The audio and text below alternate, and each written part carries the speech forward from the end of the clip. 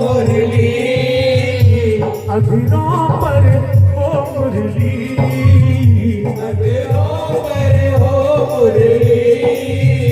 ऐ श्याम तुम्हें देखूं, उन दिलाल तुम्हें देखूं, ऐ श्याम तुम्हें देखो, नंदलाल तुम्हें देखो। हरि हरि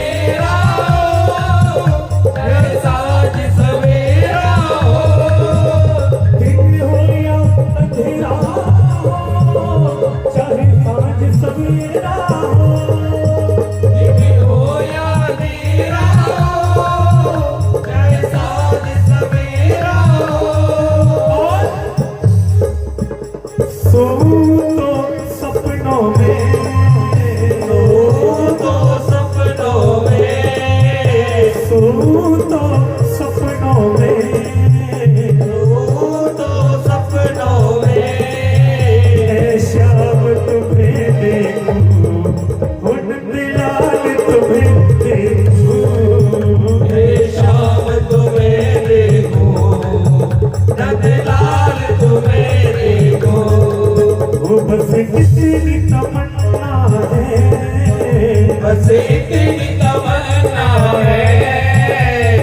इतनी तमन्ना है, बस इतनी तमन्ना है। ऐ श्याम तुम्हें देखूं, उन दिलाल तुम्हें देखूं, ऐ श्याम तुम्हें देखो, नंदलाल तुम्हें देखो, गोपाल तुम्हें देखूं, गोपाल तुम्हें देखो, उन दिलाल तुम्हें देखूं, नंदलाल तुम्हें देखो। बोलिए वृंदावन हरि लाल की।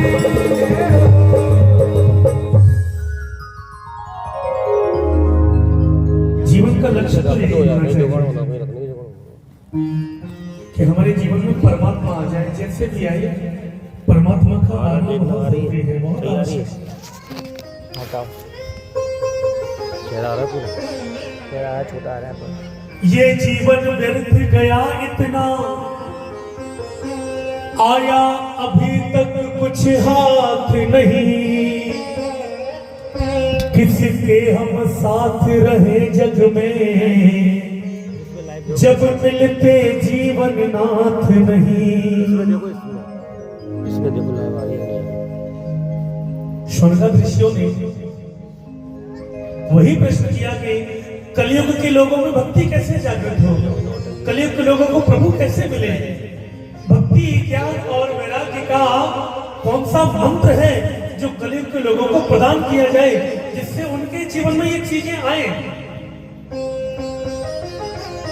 सूत जी कहने लगे कि कलयुग में भक्ति जगाने का, ज्ञान और वैराग्य को पाने का एक ही माध्यम है, और वो है हरि की कथा। अच्छा, एक चीज रामायण बड़ी सुंदर बताती है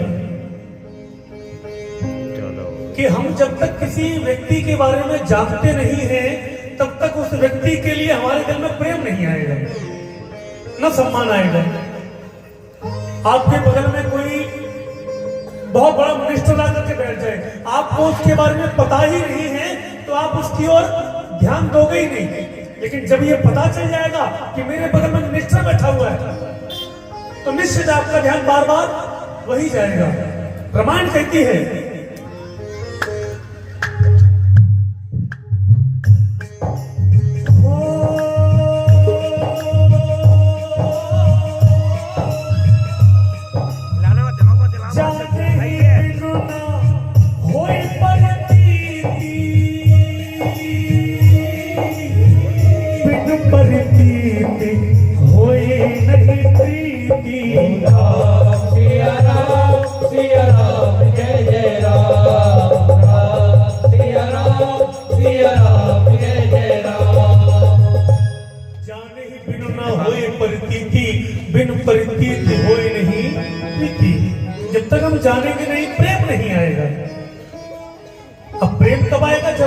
ईश्वर की कथाओं में जाना प्रारंभ करेंगे। जब तक कथाएं सुनेंगे नहीं तब तक अंदर भक्ति जागृत होने वाली नहीं है।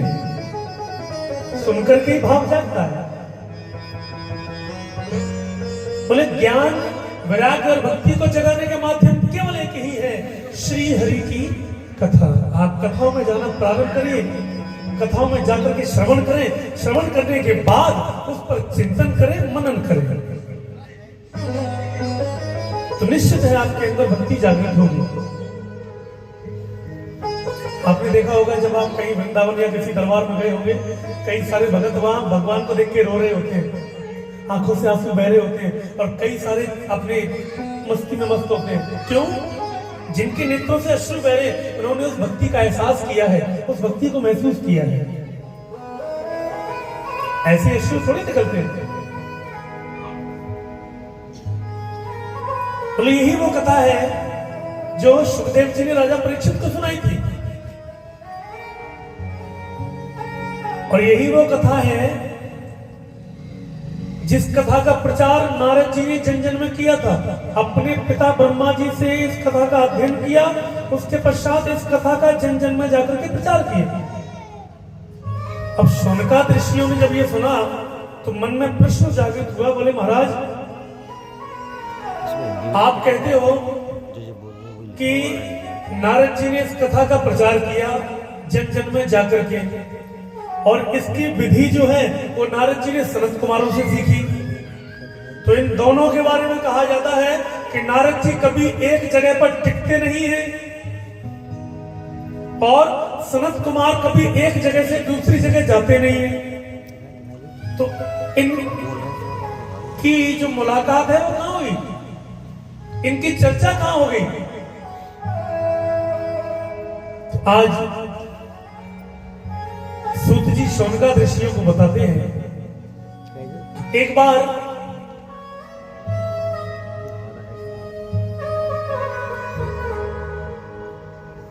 नारद जी बड़ी तीव्र गति से बद्रिका आश्रम की ओर जा रहे थे, जिसको आज हम बद्रीनाथ कहते हैं, बद्रीधाम कहते हैं। तीव्र गति से नारद जी जा रहे थे तो मार्ग में उनको सनत कुमार मिले। ये सनत कुमार कौन है? भगवान के 24 अवतारों में से पहला अवतार है सनत कुमार। सनत, सनंदन, सनातन, सनत कुमार, ये पहला अवतार। और जब जब ये अवतरित होते हैं, हर बार उम्र केवल 5 वर्ष की रहती है, केवल 5 साल की। नारद जी को जब सनत कुमार ने देखा तो नारद जी पूछने लगे कि कथम ब्रह्मांदीन मुख कुतश्चिंतातुरो भवान। नारद जी कहां जा रहे हो और इतने चिंता युक्त क्यों हो? अरे आपका दर्शन करने से तो लोगों की चिंताएं खत्म हो जाती हैं, और आज आप ही चिंता में बैठे हो। नारदो देव दर्शन, जिसने नारद का दर्शन कर लिया उसको देवता का दर्शन हो गया।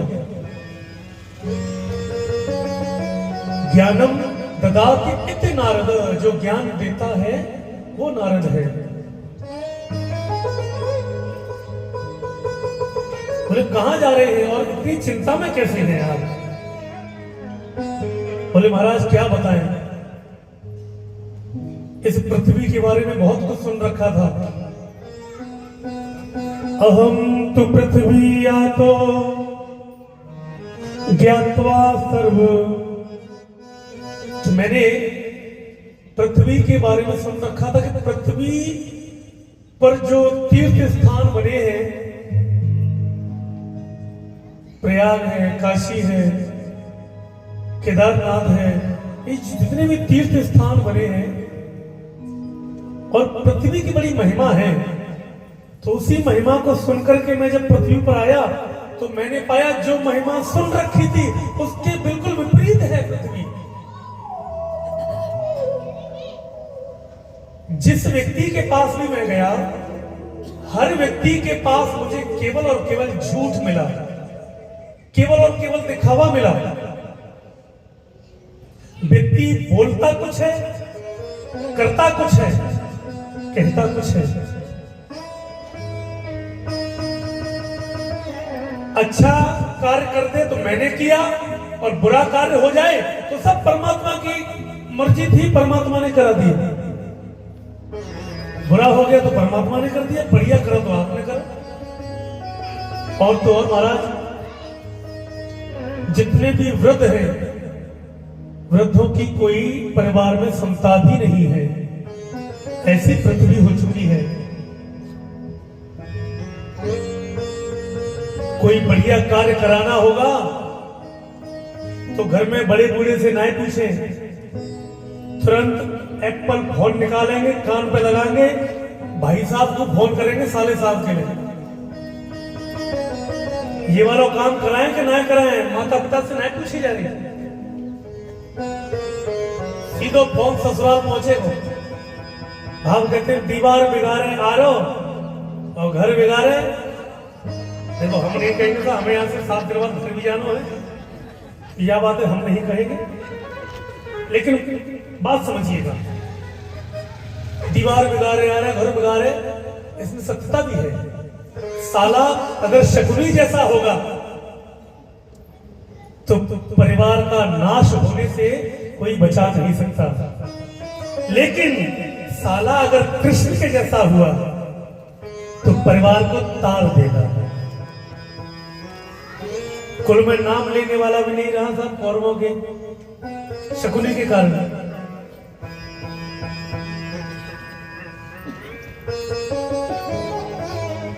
बोले घर में किसी की नहीं सुनती, किसी की चलती नहीं है, पूछी जाती है तो केवल बुजुर्गों को मान सम्मान नहीं दिया जाता। अरे जो बुजुर्ग आपके पूरे परिवार को एक लय में बांध करके चलता है, उस बुजुर्ग को आपने ऐसे ही छोड़ दिया। वो बेचारा जरा सा वृद्ध क्या हुआ, परिवार वालों की आंखों में खटकने लगा। जब बुढ़ापा आया, शरीर अस्वस्थ होने लगा, परिवार वालों को खटकने लगा। चारपाई पकड़ ली, अब परिवार वाले भगवान से प्रार्थना करते हैं, अरे भगवान बेचारों परेशान है, या ले जा। वो तो बेचारों परेशान है ही, लेकिन वाद से ज्यादा परेशान घर वाले हैं। उसके लिए नहीं मांग रहे, वो अपने लिए मांग रहे हैं कि हम परेशान हो गए सेवा करते करते, शौच डालते डालते हम परेशान हो गए। कहते हैं बुढ़ापे की जो मति होती है बालक बुद्धि हो जाती है। आप कितनी भी सेवा करते होंगे ना तो भी अरे हमें सुनती नहीं है बहू, इन बातों को आपको सहन करना पड़ेगा। आप इन बातों को सहन करिए, क्योंकि कल को इसी स्टेज पर आपको भी जाना है, कल को बुढ़ापे की ओर आपको भी जाना है। आप जैसा दिखाओगे वैसा पाओगे।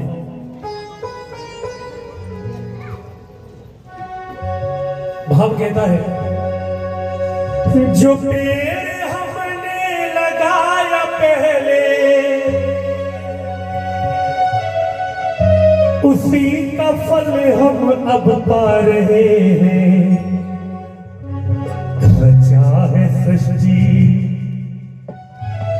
कुछ इसी प्रभु ने, वही ये सृष्टि चला रहे हैं।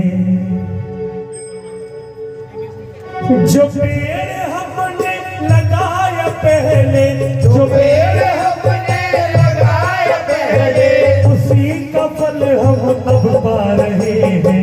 रचा है सृष्टि को जिस प्रभु ने, वही सृष्टि चला रहे हैं। रचा है सृष्टि को जिस प्रभु ने, वही सृष्टि चला रहे हैं।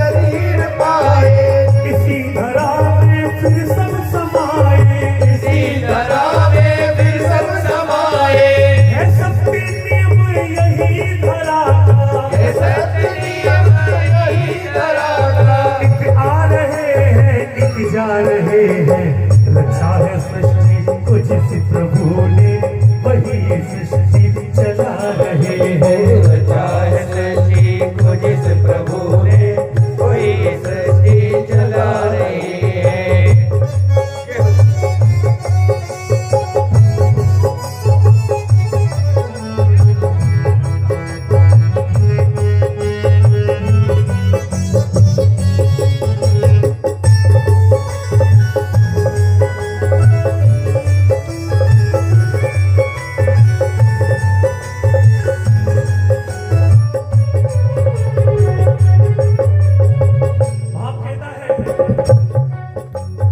जिन्होंने भेजा जगत में आना, जिन्होंने भेजा जगत में आना, जिन्होंने भेजा जगत में आना, जिन्होंने भेजा जगत में आना, तय कर दिया फिर लौट के जाना, तय कर दिया फिर लौट के जाना, तय कर दिया फिर लौट के जाना, तय कर दिया फिर लौट के जाना। जो भेजने वाले हैं यहाँ पर, जो भेजने वाले हैं यहाँ पर, वही तो वापस बुला रहे हैं। रचा है सृष्टि तो जिस प्रभु ने वही सृष्टि चला रहे हैं। रचा है सृष्टि को जिस प्रभु ने वही सृष्टि चला रहे हैं। जो पेड़ हमने लगाया पहले, जो पेड़ हमने लगाया पहले, उसी का फल हम अब पा रहे हैं। चाहे सृष्टि को जिस प्रभु ने वही सृष्टि चला रहे हैं। रचा है सृष्टि को जिस प्रभु ने वही सृष्टि चला रहे हैं। लोग कहते हैं साहब इतनी पूजा पाठ करता हूँ, इतना दान धर्म करता हूँ, लेकिन दुखी रहता हूँ, कष्ट आए जा रहे हैं। तो ये अब की खेती नहीं है। जो आप प्रारब्ध में खेती बो करके आए हो ना, उस खेती को आज भर रहे हो। जब तक वो प्रारब्ध जीरो नहीं होगा, तब तक आपको इस जन्म की खेती मिलना संभव नहीं है। आप भी इंसान हो, हम भी इंसान हैं, और वो भी इंसान हैं जो फुटपाथ पर बैठे हैं। सुबह शाम की रोटियां बड़े प्रेम से चाव से पा रहे हो, वो रोटी के लिए तरस जाते हैं। क्यों? प्रारब्ध में कर्म गंदे किए होंगे। जो आज रोटी के लिए मोहताज हो रहे हैं, प्रारब्ध में किसी को खिलाया नहीं होगा। जो आज रोटी के लिए तरस रहे हैं, आपके ऊपर छत है, परमात्मा ने अच्छे परिवार में भेजा है, प्रारब्ध में अच्छा कर लिया होगा। जो आज आप अच्छी व्यवस्था में हो, इसलिए कहते हैं जीवन में कुछ करें ना करें, पूजा पाठ करें ना करें, लेकिन अपने कर्मों को जरूर अच्छा बनाइए। 4 घंटे घंटी हिलाओ, उसका कोई औचित्य नहीं है। 5 मिनट हरि नाम कीर्तन कर लिया ना, 5 मिनट का कीर्तन आपके जीवन को तार देगा। लोग नौकरी वाले होते हैं, पूजा नहीं कर पाते, उनकी नौकरी पूजा है, लेकिन उस पर रहते रहते कर्मों को नहीं बिगाड़ना चाहिए। आप नौकरी से जो आप धन अर्जित कर रहे हैं, उसका दशांश आपको दान धर्म में लगाना चाहिए। धन की शुद्धि तभी होगी, जैसे एक कुआं होता है ना, उस कुएं में से अगर 4-5 साल जल ना निकाला जाए तो कुएं के जल में दुर्गंध आने लगती है, वो बदबू देने लगेगा। इसी प्रकार से हमारा धन होता है। कहते हैं ना, शरीर में रोग लग गया, क्यों लगा? क्योंकि आप कितनी ही ईमानदारी से चले, लेकिन आपने उस ईमानदारी में से कुछ भाग अर्पण नहीं किया। आपने दशांश नहीं निकाला जो आपके प्रति लिखा हुआ है, जो आप पर भार है। दशांश हर व्यक्ति को निकालना चाहिए। आप भोजन कर रहे हो, 1 रोटी देने का आपका कर्तव्य है कि किसी भूखे को आप 1 रोटी जाकर के दे दें। अरे जिसका 4 रोटी में पेट भर रहा है, आपकी 1 रोटी भी गुण करेगी अंदर जाके, आपको अंदर से दुआ देगा, अंदर से आत्माओं से दुआ देगा। और दुआ एक ऐसा ब्रह्मास्त्र है जो आपको कहां से कहां पहुंचाता है।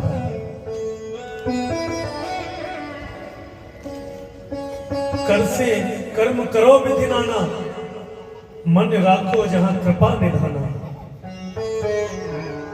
कर्म करना हमारा कर्तव्य है, क्योंकि प्रभु ने हमें इस धरा पर भेजा है तो कर्म करने को भेजा है। और 84 लाख योनियों में केवल एक मानव की योनि ही ऐसी है जो अपनी मुक्ति का मार्ग ढूंढ सकती है, बाकी कोई योनि नहीं है। कुत्ता बिल्ली अपनी मुक्ति का मार्ग नहीं ढूंढ पाते, केवल मनुष्य है जो मुक्ति का मार्ग ढूंढ सकता है। प्रयास करिए जीवन में कर्मों को अच्छा बनाए, किसी भूखे को भोजन कराएं। कोई गरीब दिख जाए, आप बढ़िया शॉल ओढ़े हो, अरे उसको फटा पुराना ही दे दो, बेचारे को पुराना ही दे दो, कम से कम सर्दी कुछ तो रुकेगी। आपके घर में रखे हुए कपड़े सड़ जाते हैं, फट जाते हैं, किसी को दे दो, बेचारे का हो सकता है जीवन बच जाए, तो ठंड से मर रहा होगा कोई ना कोई। यही कर्म है जो आपके उस लोक में काम आने हैं। अरे इन बेटा बेटियों पे जितना प्यार दिखा रहे हो ना, सगे संबंधियों पे जितना प्यार दिखा रहे हो ना, यही सगे संबंधी आपको एक दिन फोटो में टांग देंगे, बस खत्म। 2-4 साल बाद आपकी चर्चा भी खत्म हो जाएगी। मरने के बाद व्यक्ति का राशन कार्ड तक से नाम हटवा दिया जाता है, आपकी चर्चा ही समाप्त हो जाती है। तो किसका गुमान करते हो भैया? किस पर फला फूलना है तो इस पर भले फूले हो। ये आपके आगे है, पीछे भी है और बीच में भी है। ये हर पल आपका साथ देगा। परिवार वाले एक समय साथ छोड़ जाएंगे और निश्चित छोड़ेंगे, लेकिन ये जीवन में आपका साथ नहीं छोड़ेगा।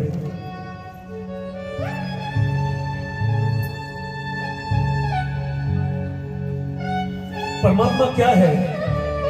परमात्मा तो एक ही है। रूप आप उसके कितने ही देख लीजिएगा, क्योंकि हमारा सनातन धर्म बहुत बड़ा है। हर साल कोई ना कोई देवता प्रकट हो जाता है, लेकिन परमात्मा एक ही है। जैसे कोई महिला कानों में बाली पहनती है, करधनी लगाती है, हाथों में अंगूठी पहनती है, तो ये ना, ये अंगूठी है, ये घड़ी है, ये कानों में बाली है। जो जो चीजें आप पहने वही तो दिखा रहे हो ना। अब आप कानों में से बाली को निकाल दो, हाथ में से अंगूठी को निकाल दो, करधनी निकाल दो और एक पात्र में रख के उनको पीस दो, तो पिसी हुई चीज को आप कहोगे कि ये बाली है? कहोगे कि ये अंगूठी है? फिर क्या कहोगे? भाई ये सोना है, केवल सोना है। ऐसे ही परमात्मा है, एक ही है, जल एक ही है, शाखाएं बहुत सारी आती हैं, पत्ते बहुत सारे आते हैं, लेकिन परमात्मा एक ही है, जल उसकी एक ही है। पूजन 4 घंटे नहीं किया जाता, वो तो आपकी सामर्थ्य है कि आप प्रभु में कितना तल्लीन हो चुके हो, आप उसमें कितना खो चुके हो। लेकिन मैं तो इस व्यासपीठ से यही कहूंगा, आप पूजा में भले ही कम बैठे, लेकिन कर्मों में कम नहीं बैठना चाहिए। कर्मों को हमेशा बढ़ा के रखिए, आपके साथ आपके कर्म ही आएंगे और कुछ नहीं आएगा। बेटी साथ देगी, अब समाज पे जो प्यार दिखाते हो, बेटी साथ देगी तेरा कन्यादान तक, पत्नी साथ देगी बस मकान तक, मित्र साथ देंगे तेरा शमशान तक, और बेटा साथ देगा बस अग्निदान तक। इसके बाद कोई नहीं जाना, कोई नहीं जाएगा।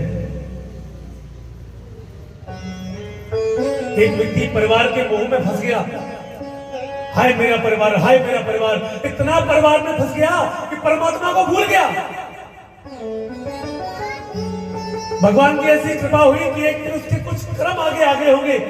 एक गुरुवर चले आ रहे थे रास्ते में, गुरु जी ने देखा कि ये परमात्मा से विमुख हो गया है, परमात्मा से हट गया है। गुरु ने 2 क्षण का कीर्तन उसको दिया, 2 क्षण का सत्संग दिया।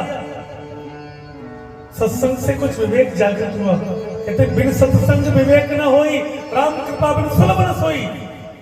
सत्संग के बिना आपके अंदर विवेक नहीं जागेगा। बोले बेटा परिवार में कोई तुम्हारे साथ नहीं आएगा, कोई कुछ नहीं करेगा, तुम्हारे अपने कर्म तुम्हारे साथ आएंगे, इसलिए परिवार में आसक्ति ज्यादा मत लगाओ। बोले महाराज आप कैसी बात कर रहे हो? तो महाराज ने कई प्रकार से उसको समझाया, तो थोड़ी सी बात उसके समझ में आई।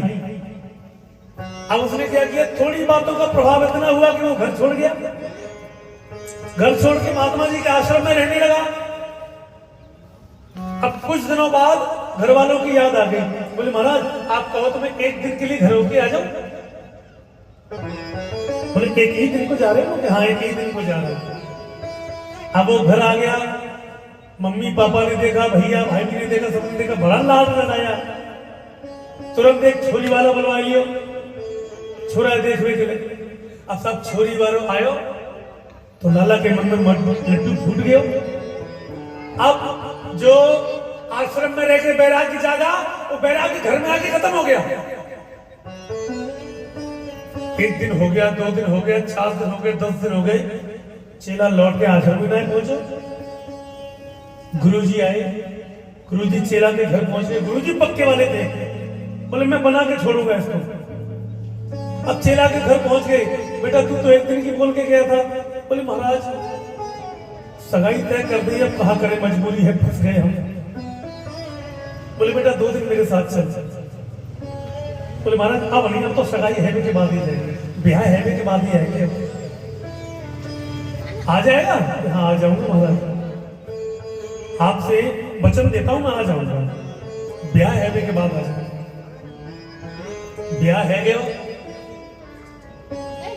साल 2 साल बढ़िया घर में चली। हम एक दिन गुरुजी का आश्रम पहुंच गए। हम कहते हैं जहां जाए वहीं का प्रभाव उसके ऊपर हो जाए। ये मरकट वैराग्य होता है ये, कि जहां जाओ वहीं का प्रभाव आ जाए। जैसे लुढ़कना लोटा होवे ना, ये मरकट वैराग्य है। अब गुरु के पास जाए तो गुरु में रम जाए, घर जाए तो घर वालों में रम जाए। घर पहुंचे तो गुरु जी की याद नहीं आए, गुरु जी के पास पहुंचे तो घर वालों की याद नहीं आए। गुरु जी के पास पहुंच गया, फिर गुरु जी के पास रम गया। अब गुरु जी ने क्या किया, गुरु बड़े होशियार थे, उन्होंने एक ऐसी विद्या सिखा दी उसको कि तू 10 मिनट तक अपनी सांसों को रोक लेगा। ये विद्या गुरु जी ने सिखा दी और बोले बेटा अब तू घर जा। तू जिन पर अपना लाड दिखाता ना कि मेरा माँ, मेरी भाई, मेरा बाप, ये सब मुझे इतना प्यार करते हैं, चल अब तू घर जा और देख तेरे प्यार का एहसास हो जाएगा। लेकिन बस ये काम कर लो जो मैंने तुझे जो सिखाया है। अब बेचारों घर गयो, शाम को घर पहुंचो, 2 रोटी खाई, शाम को रोटी खा के शाम को सो गया। अब सुबह जाग नहीं रहा है, क्योंकि विद्या सिखाई थी 10 मिनट तक श्वास रोकने की। सुबह जाग नहीं रहा है। अब मान लो कोई आदमी ना जागे तो घर वाले कहां समझेंगे? जय ठाकुर जी की है गई। अब घर में रोना धोना शुरू हो गया। मैया रो रही है, अरे भगवान ये मेरो लाला हुई क्यों बुलाए लो, या की जगह मोइये ले जाते भगवान। बाप अपने लिए रो रहा है, अरे भगवान ये तूने हम पे कैसी बिजली डाल के धर दी, या की जगह हम ही ले जाते। पत्नी अलग हो रही है, अरे भगवान या लाला को कहा होगा 1.5 साल को लाला छोड़ गए, या की जगह हम ही ले जाते। इतने में साधु महात्मा आ गए, जो गुरु जी थे वो आ गए। बोले भैया इतनी रोवा रात मत करो, एक काम करो, एक लोटा में जल भर लाओ। एक लोटे में जल भर के आया और गुरु जी ने 2-4 मंत्र जल में फूंक दिए और बोले भैया मैया तू बहुत जोर जोर से धार मार मार के रो रही है ना, जा आजा, या लोटा तू पी ले, तू मर जाएगी, लाला खड़ा रह जाएगा। अब मैया कह रही महाराज देखो विधि के विधाने कौन पलटे, चलो गया तो चलो गया बेचारा, मैं मर गई तो मेरे जब बाबा रोटी को खवावेगा। बाबा की ओर लोटा कर दिया, बाबा तू ही पी ले, तू बहुत धार मारो, छाती पे हाथ मार रहे बहुत देर से। तो बाबा अगर हम मर गए तो या मैयो कौन देखेगा, आजकल की औलाद तो तुम्हें पता है, अकेली रह गया तो कोई कछु नहीं करे। फिर साहब बाकी औरत की तरफ कर दियो लोटा, तू ही पी ले, बहुत देर से कह रही कि लाला 1 साल को छोड़ गए। बोले महाराज जो कछु है गया सो है गया, अब विधि में कौन रोके, कोई बात नहीं। महाराज जी ने वो लोटा पी लिया, बोले लाला खाओ है जा बेटा। लाला ने सबको देख लिया, पूरे परिवार का प्रेम देख लिया। बोले सच तो यही है कि आपका जीवन में अपना कोई नहीं है, ये अटूट सत्य है, बिल्कुल सत्य मानिएगा। आप पर जो लाड़ दिखा रहा है ना, वो भी आपका अपना नहीं है। आपने जिसको कोख से जन्मा है, वो भी आपका अपना नहीं है। कोख से जिसने जन्म लिया है, वो आप पर अपना कर्ज लेने आया है, आपको देने नहीं आया है। जीवन में अगर हमारा कोई है तो केवल परमात्मा है, इसके अलावा हमारा जीवन में कोई नहीं है। क्योंकि परमात्मा ही आपके साथ आएगा, परमात्मा ही आपके साथ जाएगा। उस लोक की यात्रा जब करोगे ना, तो वही काम आएगा।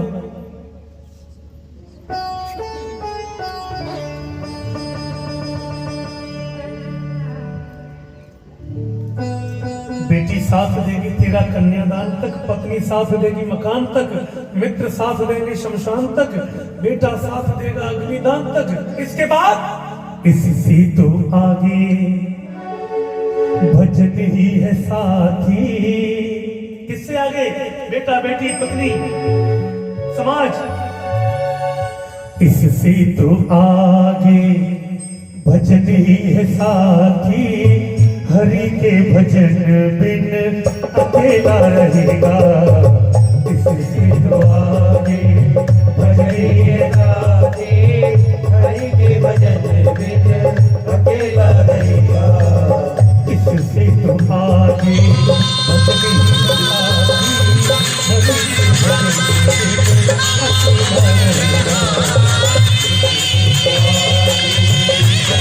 है साथी, हरि के भजन बिन अकेला रहेगा। अकेला रहेगा।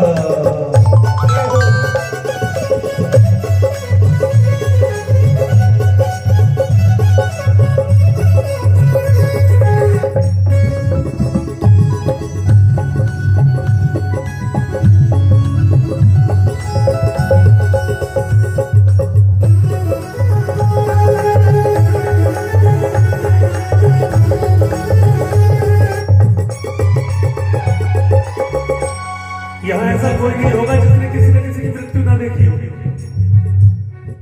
मृत्यु देखता है औरों की रोज सुबह और शाम, मृत्यु देखता है औरों की रोज सुबह और शाम। मृत्यु देखता है औरों की रोज सुबह और शाम। मृत्यु देखता है औरों की रोज सुबह और शाम। अपनी पर जब बन आई तो, अपनी पर जब बन आई तो हो गई नींद हराम। ये माया तेरी बड़ी ही कठिन है राम। ये माया तेरी बड़ी कठिन है राम। ये माया तेरी बड़ी ही कठिन है राम। ये माया तेरी बड़ी कठिन है राम। उसकी माया अलग है। गला खींचा है, बहुत ज्यादा खींचा है। माया ही तो है जो भरपूर प्रयास करती है कि आप कीर्तन में ना जाओ। माया ही है जो भरपूर प्रयास करती है कि आप भक्ति की ओर न जाओ। पूरा प्रयास करेगी आपको पुण्य रोकने से। क्यों? क्योंकि जब पाप हावी होते हैं तो वो नहीं चाहते कि हमारी जगह पुण्य आए और हम यहां से जाएं। पूरा प्रयास होता है। अब इस प्रयास में आपको देखना है कि मेरे लिए सुगम वाला मार्ग कौन सा है। आपको तय करना है कि मुझे यहाँ के मार्ग से चलना है कि उस मार्ग को सुधार के चलना है।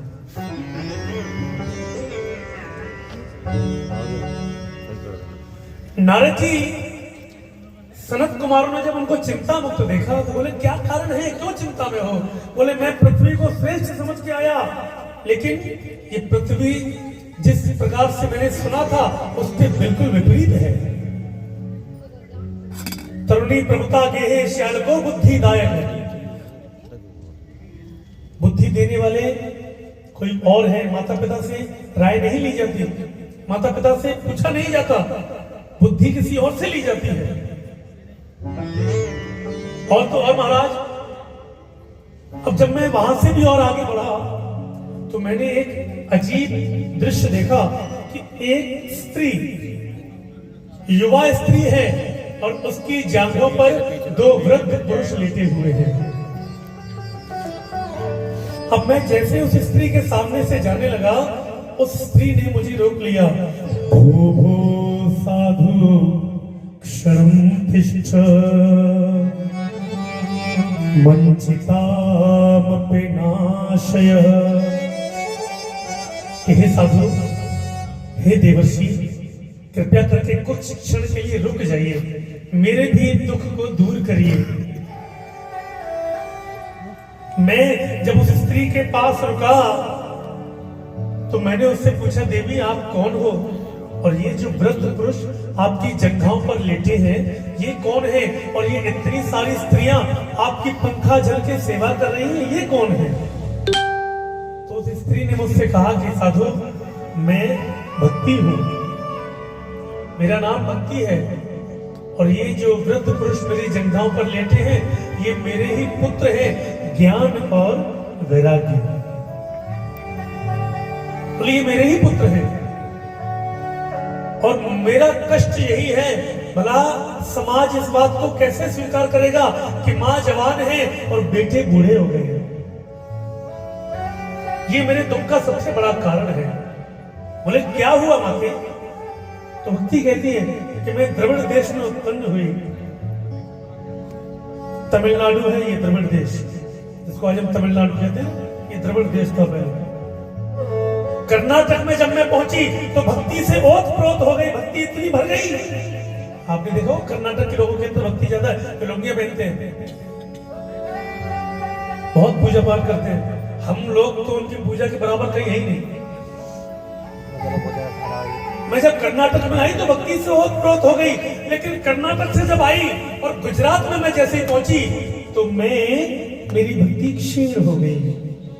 मैं गुजरात में आकर के वहां पर वृद्ध हो गई और मेरे पुत्र जवान हो गए, क्योंकि गुजरात में जिस समय भक्ति पधारी थी उस समय गुजरात में भक्ति कहीं भी नहीं थी। गुजरात में भक्ति जागृत हुई है नरसिंह भगत जी के आने से। नरसिंह भगत जी से पहले गुजरात में भक्ति नहीं थी। कोई माथे पर टीका भी लगा लेता था ना, तो जो आज कहते हो ना बड़ा भगत बनो फिर रहा है, जो आज आप लोग कहते हो ना टीका लगा लिया, अरे देखो भगताई कर रहा हूं, बड़ा भगत बन रहा। आपसे तो भगताई हुई नहीं, आप दूसरे को भी रोकने का प्रयत्न कर रहे हो। माथे पर टीका लगाना सनातनी का अधिकार है, जिसको हर सनातनी भूल चुका है। आप कैसे सनातनी हो जो माथे पर टीका नहीं लगाते हो, माथे को सूना रखते हो? किस प्रकार के सनातनी आप हो? आप अपने आप को हिंदू कैसे कह सकते हो? हर सनातनी का कर्तव्य है कि वो अपने मस्तक को सूना ना रखे। अरे छोटो बड़ो जैसो लगाओ, टीका तो लगाओ। टीका लगा के रोज रहिए, मस्तक कभी सूना नहीं छोड़ा जाता। और ना तो फिर भैया आगे टोपी पहनने के लिए तैयार है नहीं, जैसे बांग्लादेश में भयो ना, कल को तुम्हारे साथ भी होने वाला है अगर जागृत नहीं हुए तो। जग जाओ।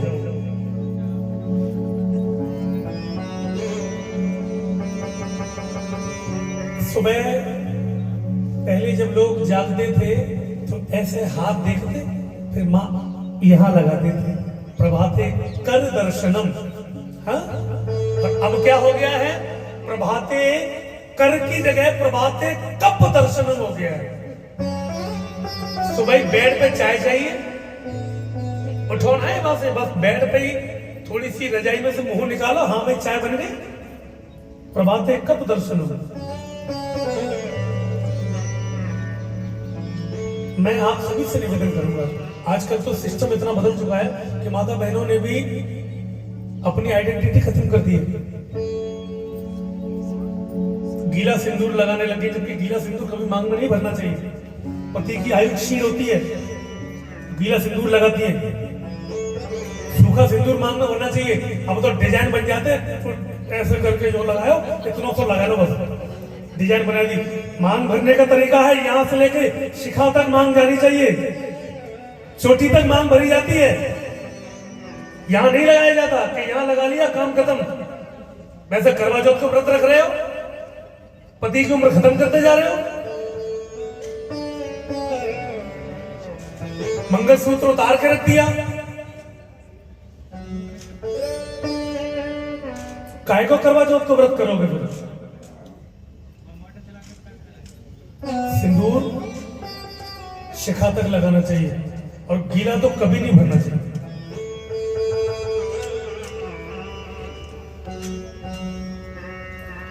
आज नारद जी ने क्या किया, उस भक्ति और ज्ञान वैराग्य के दुख को जब देखा, क्योंकि गुजरात में से निकल के भक्ति पहुंची थी श्री वृंदावन, और वृंदावन में तो भक्ति अपार है। वृंदावन में तो कण कण वृंदावन का राधे राधे बोलता है। तो वृंदावन में जैसी भक्ति पहुंची तो भक्ति तो ओतप्रोत हो गई भक्ति से और युवा अवस्था में आ गई। जैसे ही ज्ञान और वैराग्य वृंदावन में आए वो बूढ़े हो गए। अब हर आदमी ज्ञानी है ना, इसलिए ज्ञान वैराग्य बूढ़े हो गए।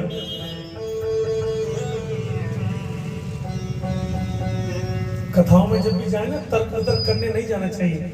कथाओं में जब भी जाऊं बस ये सोच के जाऊं कि मैं जो भी सुनूंगा अपने ठाकुर की लीलाओं को सुनूंगा, अपने प्रभु की लीलाओं को सुनूंगा। इन लीलाओं को मुझे चिंतन करना है, मुझे मनन करना है। कछु तो ये देखेंगे साहब, ना ना जी वाला जी बल्ली बीच में गलत गाड़ गया हो, या वाला पर्दा टेढ़ा कर गया हो। आप कथा सुनने इन चीजों के लिए आए हो? अरे इन चीजों के लिए तो बाकी और चीजें बहुत है। ये वृंदावन बना है ना, तो वृंदावन का आप फायदा उठाओ कि आपके पास वृंदावन चल के आ गया। कथा में जाने में लोगों को आज शर्म लगती है। आएंगे तो बल्लियों को सहारा देखेंगे, पीठ टिक जाए कैसे भी करके बस। जब तक जीवन में कष्ट नहीं आएगा परमात्मा नहीं आएगा। तप के बाद जब शुरू होता है, तपोगे नहीं तब तक सोने की कोई वैल्यू नहीं है।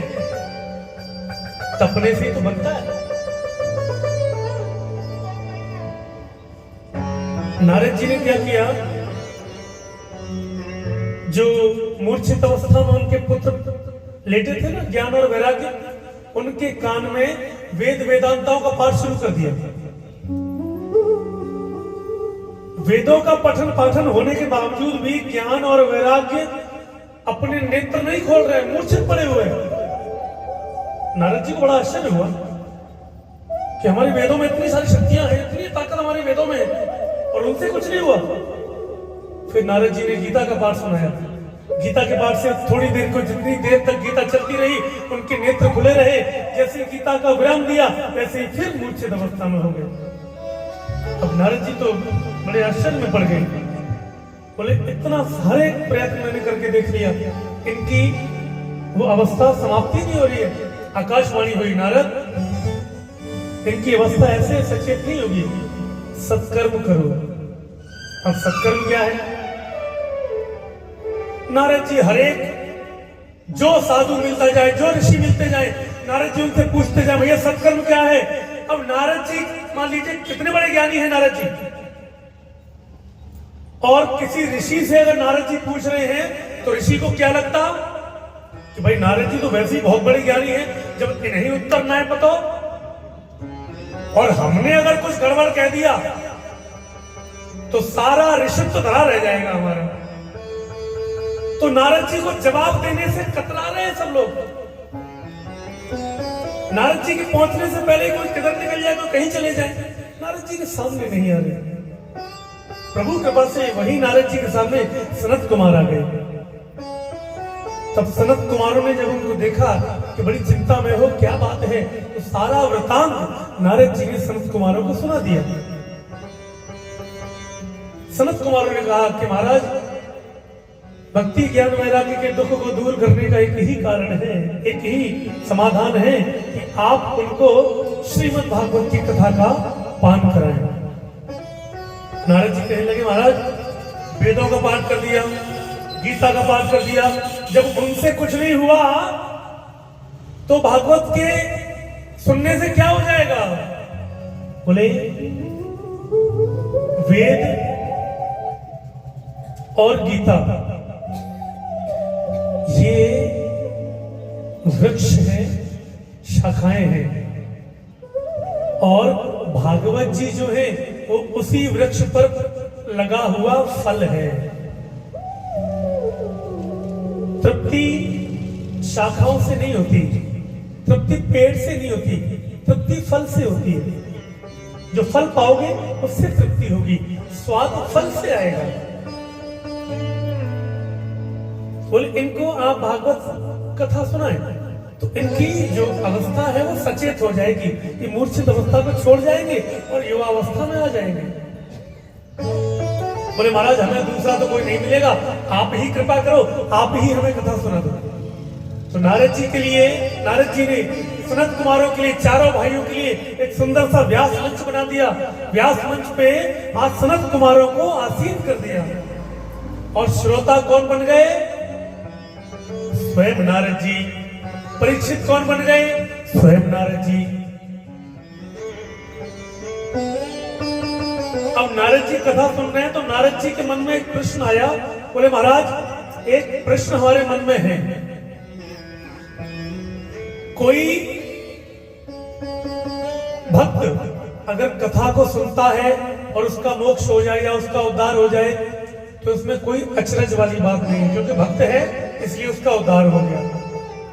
कोई दान धर्म करने वाला कथा को सुन के मुक्त हो जाता है तो भी कोई अचरज नहीं, क्योंकि दान धर्म कर रहा है इसलिए उसके पुण्य उसको आगे आगे आगे उनसे मुक्त हो गया वो। लेकिन क्या कोई पापी व्यक्ति भी कथा के श्रवण से मुक्त हो सकता है? सनत कुमार कहने लगे महाराज आप पापी की बात करते हो। अरे व्यक्ति पाप करते करते मर जाए, जीवन पर्यंत पाप करता रहे और आखिरी श्वास पर भी पाप करके जाए, उसको भी अगर भाव से, विधि विधान से श्रवण ये कथा करा दी जाए तो उसकी भी मुक्ति संभव है। तो महाराज ये हमारी समझ में नहीं आ रहा कि कोई व्यक्ति दान धर्म करके पुण्य बन रहा है, यहाँ पापी पाप करते करते मुक्त कैसे हो जाएगा? बोले मैं तुम्हें एक वृत्तांत सुनाता हूँ, एक कथा सुनाता हूँ, ध्यान से सुनिएगा। अब ये कथा यहाँ आती धुंधकारी की। बांस गाड़ दो, हाँ हल्ला वल्ला नहीं करे, धुंधकारी ढंग से बांध दिए ना और चार से लपेट दिए बढ़िया, क्योंकि मामलों खराब धुंधकारी करे। कथाओं में विघ्न धुंधकारी डालते हैं, जिनकी सोच धुंधकारी की हो रखी है वही कथा में विघ्न डालेंगे और उनको ही कथा भाएगी भी नहीं।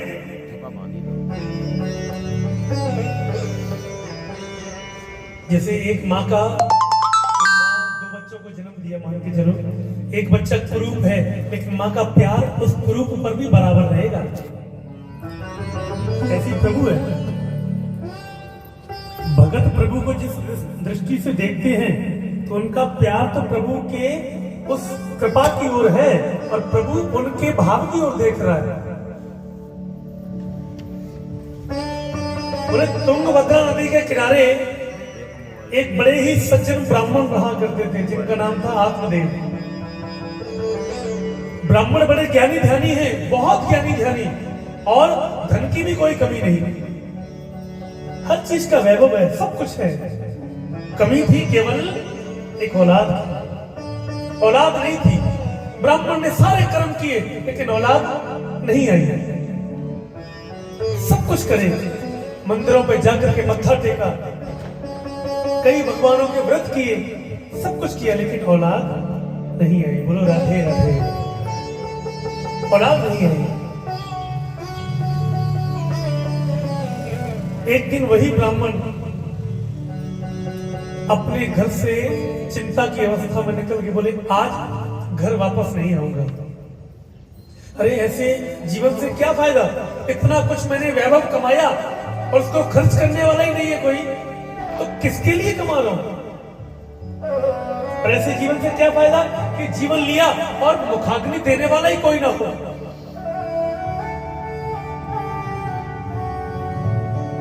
वन की ओर चले गए। पत्नी का नाम था धुंधली। पहले नाम अधिकतर जो नाम हुआ करते थे भगवान से जोड़ते थे। अब के नाम तो ऐसे हैं कि जीव कम से कम 4-5 बार ना घूम जाए भीतर तब तक नाम ही नहीं निकलेगा।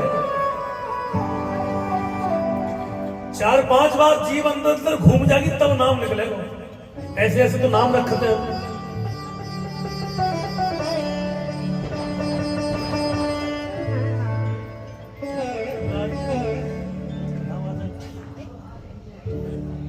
तो आज धुंधली का कार्य कैसा था? देखिए बात समझने वाली है। उनकी पत्नी धुंधली ऐसी थी बेचारी, मैं तो बेचारी कहूंगा। अड़ोस पड़ोस में जितने मकान थे ऐसा कोई मकान नहीं होगा तामे बात से झगड़ा नहीं होगा। लेकिन पति देव जब घर आते थे ऐसी सती सावित्री बन जाती बेचारी कि बात से बड़ी सती सावित्री कोई है ही नहीं। इतनी सती सावित्री बन जाती। कहते हैं अच्छी पत्नी भाग्य से मिलती है। सच बता रहा हूं आपको, अच्छी पत्नी भाग्य से मिलेगी पर बुरी पत्नी सौभाग्य से मिलती है। नहीं, मैं जितनी बात कहूंगा प्रमाण से कहूंगा, क्योंकि आजकल बहुत सारी चीज चल गई ना। प्रमाण से नीचे जाओगे तो कोई ना कोई पकड़ लेगा। बुरी पत्नी सौभाग्य से मिलती है। उदाहरण है कालिदास जी, तुलसीदास जी। पत्नी भला बुरा नहीं कहती तो रामायण नहीं रची जा रही।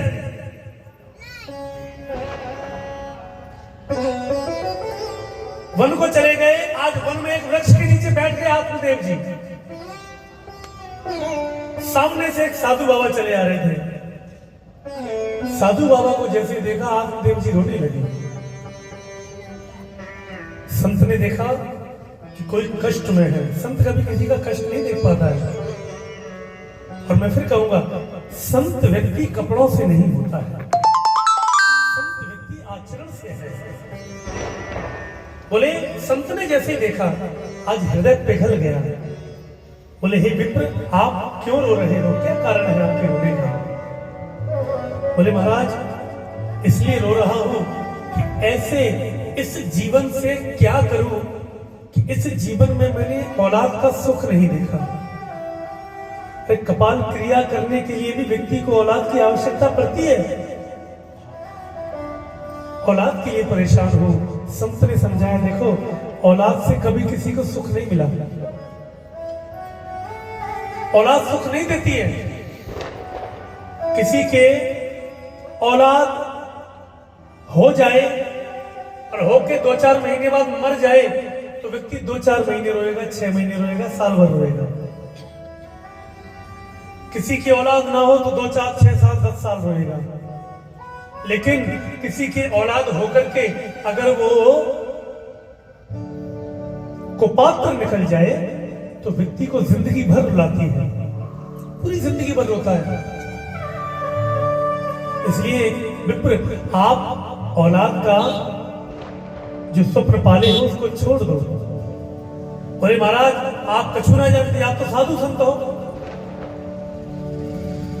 यहां चिमटा बजाओ, वहां चिमटा बजाओ, चले गए। समाज में रहते हैं तो औलाद का सुख जरूरी है महाराज।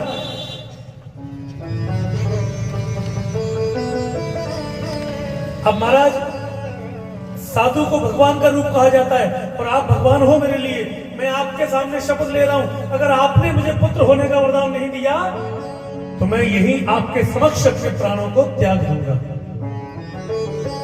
साधु ने उसकी ललाट में देखा कि इसके 7 जन्मों तक औलाद का सुख नहीं है।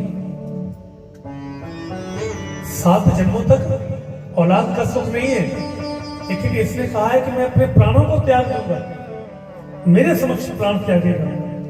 साधु जब किसी को पीड़ा में नहीं देख पाता है तो किसी के प्राणों को कैसे हर लेगा? बहुत समझाया, वो नहीं माने।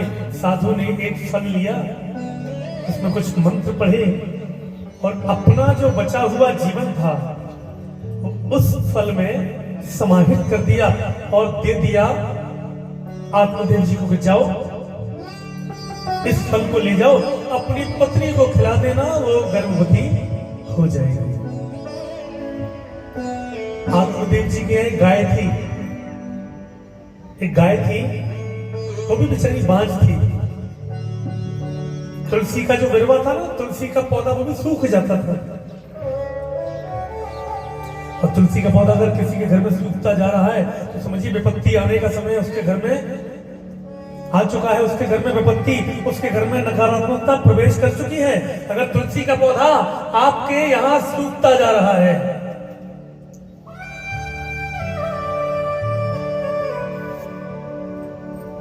कैसे नार घर में लग गया कि हमारी सूख रहा। आत्मदेव जी फल लेकर के चले गए, घर पहुंचे, दो से लड़ाई होके जैसी पत्नी भीतर आई, देखी पति आ रहे हैं, बस घूंघटा लगा लिया और द्वार पे ही खड़ी है गई। आओ महाराज थक गए होंगे, आप पैर दबाए। पैर दबाने लगी। आत्मदेव ने कहा देखो ये आपके लिए फल लाया हूं, आप ये फल ग्रहण कर लेना, आप गर्भवती हो जाओगी। हम घबराने लगी, बोले हम गर्भवती अगर है गए और बाई चांस हमारे पति घर में नहीं भये और कबहू घर में आग लग गई तो हम कैसे भाग पाएंगे बड़े पेट से? बोले हमारा पेट बड़ा होगा, आग लगी कैसे भाग पाएंगे? कोई चोर आ गया कैसे भागेंगे? हम तो मर जाएंगे। ये फल नहीं खाएंगे। अब भागवत जी में जो कई आचार्य व्यास आज बताते हैं कि धुंधली की बहन थी, बहन नहीं थी, भागवत जी में लिखा है वो धुंधली की सखी थी। उसके कई सारी संतानें थी और एक गर्भ में भी था, तो दोनों में साठगांठ हो गई कि देखो तुम्हारे पास पैसे की कमी है और हमारे पास संतान की कमी है, तो जब तुम्हारा बालक हो जाए तो तुम मुझे बालक दे जाना, मैं तुम्हें बहुत सारा धन दे दूंगी जिससे तुम्हारे अन्य बालकों का पालन पोषण अच्छे से हो सकेगा। तो दोनों में ये साठगांठ हो गई। अब धुंधली क्या करे, कपड़े अंदर लगा के रहने लगे गर्भवती महिला की तरह अपने पति को दिखाने के लिए। अब वो समय आया कि उसकी सखी के बालक हुआ, बालक रात्रि को आकर के वो दे गई और उससे धन लेकर के चली गई। सुबह सूचना पहुंचा दी के साथ धुंधली के लाला हुए है। आत्मदेव जी बड़े प्रसन्न हुए, खूब दान धर्म किया आत्मदेव जी ने, खूब भंडारा पवाया। अब नामकरण की बारी आई। आत्मदेव जी बोले महाराज हमारा नाम है आत्मदेव, हम लाला को नाम रखेंगे आत्माराम। धुंधली बोली वाह महाराज, पेट हमने बढ़ायो, पीड़ा हमने सही, नाम तुम अपने नाम से रखोगे ना? नाम रखेंगे हम अपने नाम से, हमारा नाम है धुंधली तो या को नाम होगा धुंधकारी, हमारे नाम से नाम होगा लाला को। धुंधकारी नाम रख दिया। अब फल जो था ना वो गाय को खिला दिया था परीक्षण के लिए कि देखे साधु की बात सत्य होती है कि नहीं होती है। धुंधली को विश्वास नहीं था। अब 3 महीने बाद ही गाय से एक ऐसा बालक जन्मा जिसके कान गाय के हैं, बाकी पूरा शरीर मानव का है। नाम रखा गया गौकर्ण, जिसके गौ जैसे कान है वो गौकर्ण। वो दोनों भाई बड़े होने लगे। धुंधकारी तो इतना दुष्ट हो गया कि जिन बच्चों के साथ खेलता वाई में से काऊ कुआं में पटक दे, काऊ में डंडा मारने लग जाए, इतना दुष्ट हो गया। लेकिन गौकर्ण जी कौन थे? साधु का आशीर्वाद था, और साधु के गुण जिसमें आए हैं, साधु का जीवन ही तो था फल में, तो साधु का चरित्र भी तो आएगा। साधु के पूरे गुण गौकर्ण जी के अंदर आए। विद्या पठन पाठन में लगे रहते, वेदों के पठन पाठन में लगे रहते। धुंधकारी बड़ा हो रहा है। अब गौकर्ण जी तो चले गए 4 धाम की यात्रा के लिए। इधर धुंधकारी बड़ा होने लगा, बड़ा होके क्या करने लगा, जुए में फंस गया। मदिरापान करने लगा, सारी बुरी संगत उसके अंदर प्रवेश कर गई। अब बुरी संगत जब प्रवेश करी तो शाम को आए और माता की पिटाई लगाए, बोले निकाल कुछ पैसे दे मुझे जुआ खेलने जाना है, मुझे मदिरा लेने जानी है। माता को खूब मारे, खूब पिटाई करे। एक दिन पिताजी ने देख लिया, पिताजी ने समझाया, तो आज पिताजी को ही उल्टा डांटने लगा कि आपको शांत ही रहना है इस घर में, अगर आप कुछ ज्यादा बोलेंगे तो फिर मुझसे बुरा कोई नहीं है। ये पिताजी से कह दिया। पिताजी इतनी बातें नहीं सुन पाए, अंदर एक कक्ष में चले गए और रोने लगे। पिताजी को साधु की बात याद आ गई कि पुत्र ना हो तो 2-4 साल रोगे, होके मर जाए तो 2-4-6 महीने रोगे, लेकिन होने के बाद कुपुत्र अगर हो जाए तो जीवन पर्यंत रोना पड़ता है। आज वो बात ध्यान आ गई। इतने में ही गौकर्ण जी आ गए। गौकर्ण जी बोले, पिताजी क्यों रोते हो? अरे किसका पुत्र, किसकी माता, ये संबंध सारे शरीर की श्वास तक है, उसके बाद कोई संबंध नहीं है। बोले मैंने इसके लिए कितना कमाया। जब कमाने की बात सुनी गौकर्ण जी ने, दूसरे काले से गौकर्ण जी कहने लगे,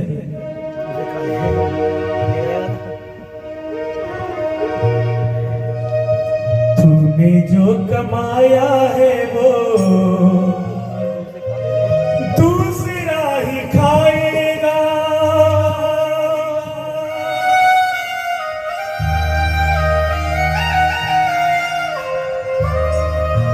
तूने जो कमाया है वो दूसरा ही खाएगा।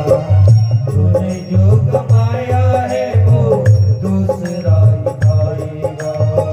तूने जो कमाया है, तूने जो कमाया है, तूने जो कमाया है, तूने जो कमाया है, तूने जो कमाया है वो दूसरा ही खाएगा। खाली हाथ आया जग में, खाली हाथ आया जग में, खाली हाथ जाएगा।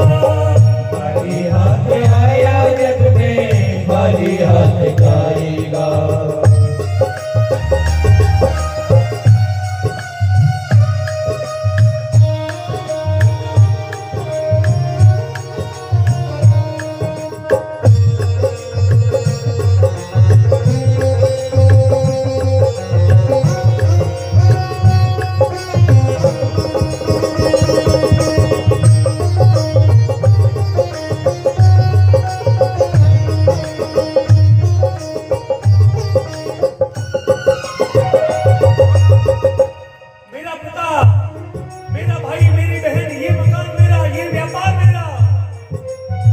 जब तलक ये सांसें हैं तब तलक ये रिश्ते हैं।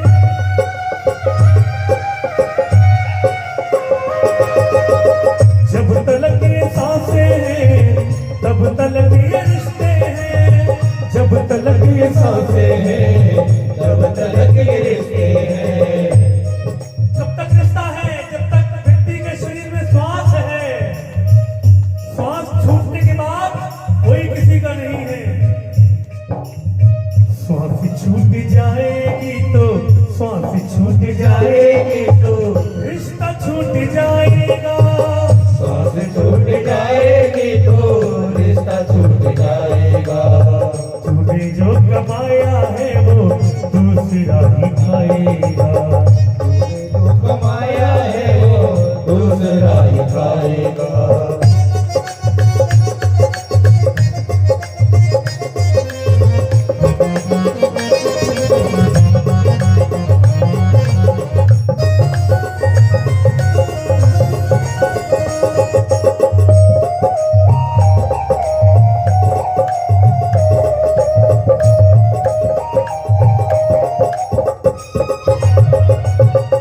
समाज का छल देखिए, समाज का छल क्या है।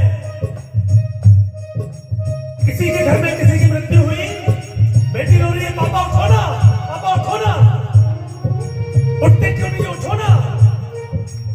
दूसरे दिन जितने मिलने वाले आते हैं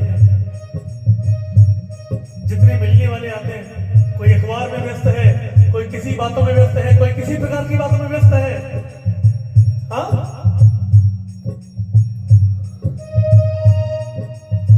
तूने सबके जख्मों पर रखा हर समय मरहम,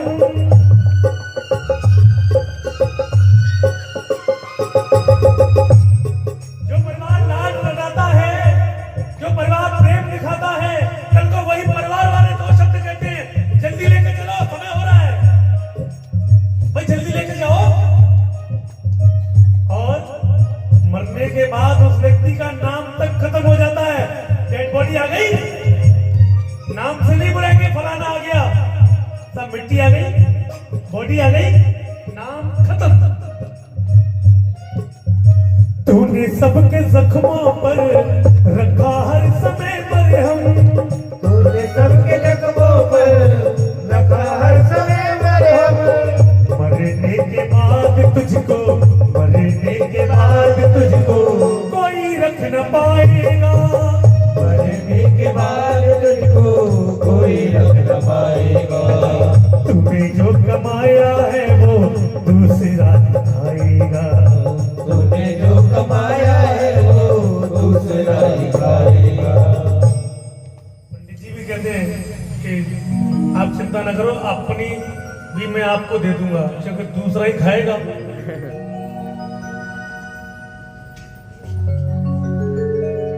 तो कहने का भाव सिर्फ यही है, समझिएगा बात, केवल समझने वाली बात है कि आप किसी के लिए कितना ही कर लीजिएगा, वो व्यक्ति आपका साथ छोड़ने में उस दिन बिल्कुल भी नहीं सोचेगा जब आपसे उसका काम निकलना बंद हो जाएगा। वो जरा भी नहीं सोचेगा कि इसने सारी जीवन मेरे साथ क्या किया, कितना मेरे लिए किया, वो नहीं सोचेगा, क्योंकि उसका जो काम था वो आपसे निकलना बंद हो गया। कोई नहीं आएगा। एक पिता अपनी औलाद के लिए पूरी जिंदगी भर मेहनत करता है, लेकिन उसी पिता को वो औलाद साल 2 साल में भुला देती है। बहुत ज्यादा बता रहा हूं, साल 2 साल में आपको जो बहुत ज्यादा प्यार करता होगा कि नहीं बस मेरे ही पिताजी हैं, वो भी साल 2 साल में भूल जाएगा। कुछ नहीं, नाम भी खत्म हो जाएगा, नाम तक नहीं लिया जाता। फिर सारी अपनी व्यवस्थाओं को बनाने में व्यक्ति लग जाता है। जो व्यक्ति सारी जिंदगी 50, 60 साल, 70 साल आपके साथ रहा, उसका 2 साल में आपने नाम खत्म कर दिया, पूरी 2 साल में। और इस बात को हर व्यक्ति देख रहा है कि मैं इनके लिए कितना कर रहा हूं, और ये व्यक्ति छोड़ गया तो इसने उसका नाम खत्म कर दिया। मैं इसके लिए कितना ही करूंगा, मेरा भी नाम खत्म हो जाएगा। तो क्यों ना अपने लिए कुछ कमाया जाए, क्योंकि वहां जब यातनाएं मिलेंगी ना, औलाद वहां नहीं आएगी यात्राओं में हिस्सा मांगने के लिए।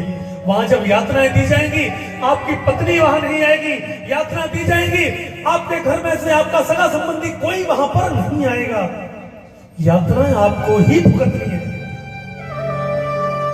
इसलिए प्रयास करिए, अपने लिए कुछ कमाइए, अन्यथा मर के तो यहीं से जाओगे, वहां मरोगे नहीं, लेकिन मरने से ज्यादा कर्म हो जाते हैं वहां पर।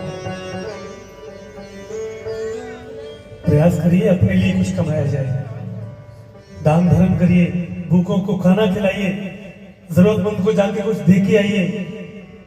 अरे ये वो संपत्ति है जो आपको वहां बहुत बहुत काम आएगी, अन्यथा कष्ट के अलावा जीवन में और कुछ नहीं मिलेगा। यहां भी कष्ट भोगे और यहां से जाने के बाद भी कष्टों को पाओगे। अगर बात ये असर कर रही हो ना, इनको हमेशा के लिए बना के रखिएगा। सिर्फ 7 दिनों की बात असर करे ऐसा मत करिएगा। इन बातों को जीवन पर्यंत याद रखिएगा, क्योंकि हर कथा में यही समझाया जाएगा कि आपके अपने कर्म अच्छे हैं तो आपको सब कुछ सही मिलेगा, आपके कर्म गंदे हैं तो ब्रह्मांड की कोई ताकत नहीं है जो आपको कर्मों का दंड मिलने से बचा सके।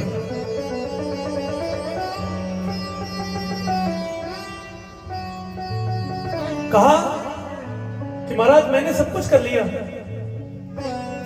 भगवत गीता सुना दी, वेद सुना दी, लेकिन ये तो उसका असर ही नहीं पड़ा। बोले भागवत सुनाइए। तो वही धुंधकारी की कथा सुना रहे कि पिता को भी कह दिया भला बुरा कि अगर अपने आप को यहां सही रखना तो बिल्कुल मौन रहना शुरू कर दीजिए, चुप रहिए।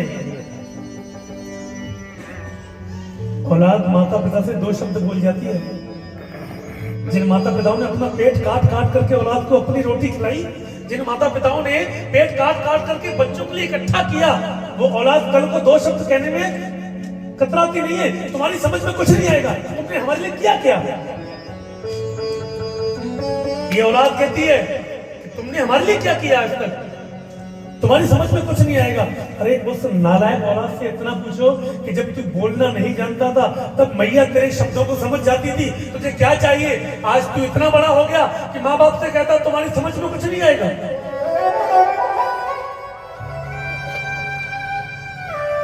कल को बूढ़ा तो उसको भी होना है, बूढ़ा तो वो भी होके जाएगा ना। और जैसा बच्चों को दिखाओगे वैसे ही बच्चे आपके साथ करेंगे। मैं आपको अपने आगरा की घटना बता रहा हूँ।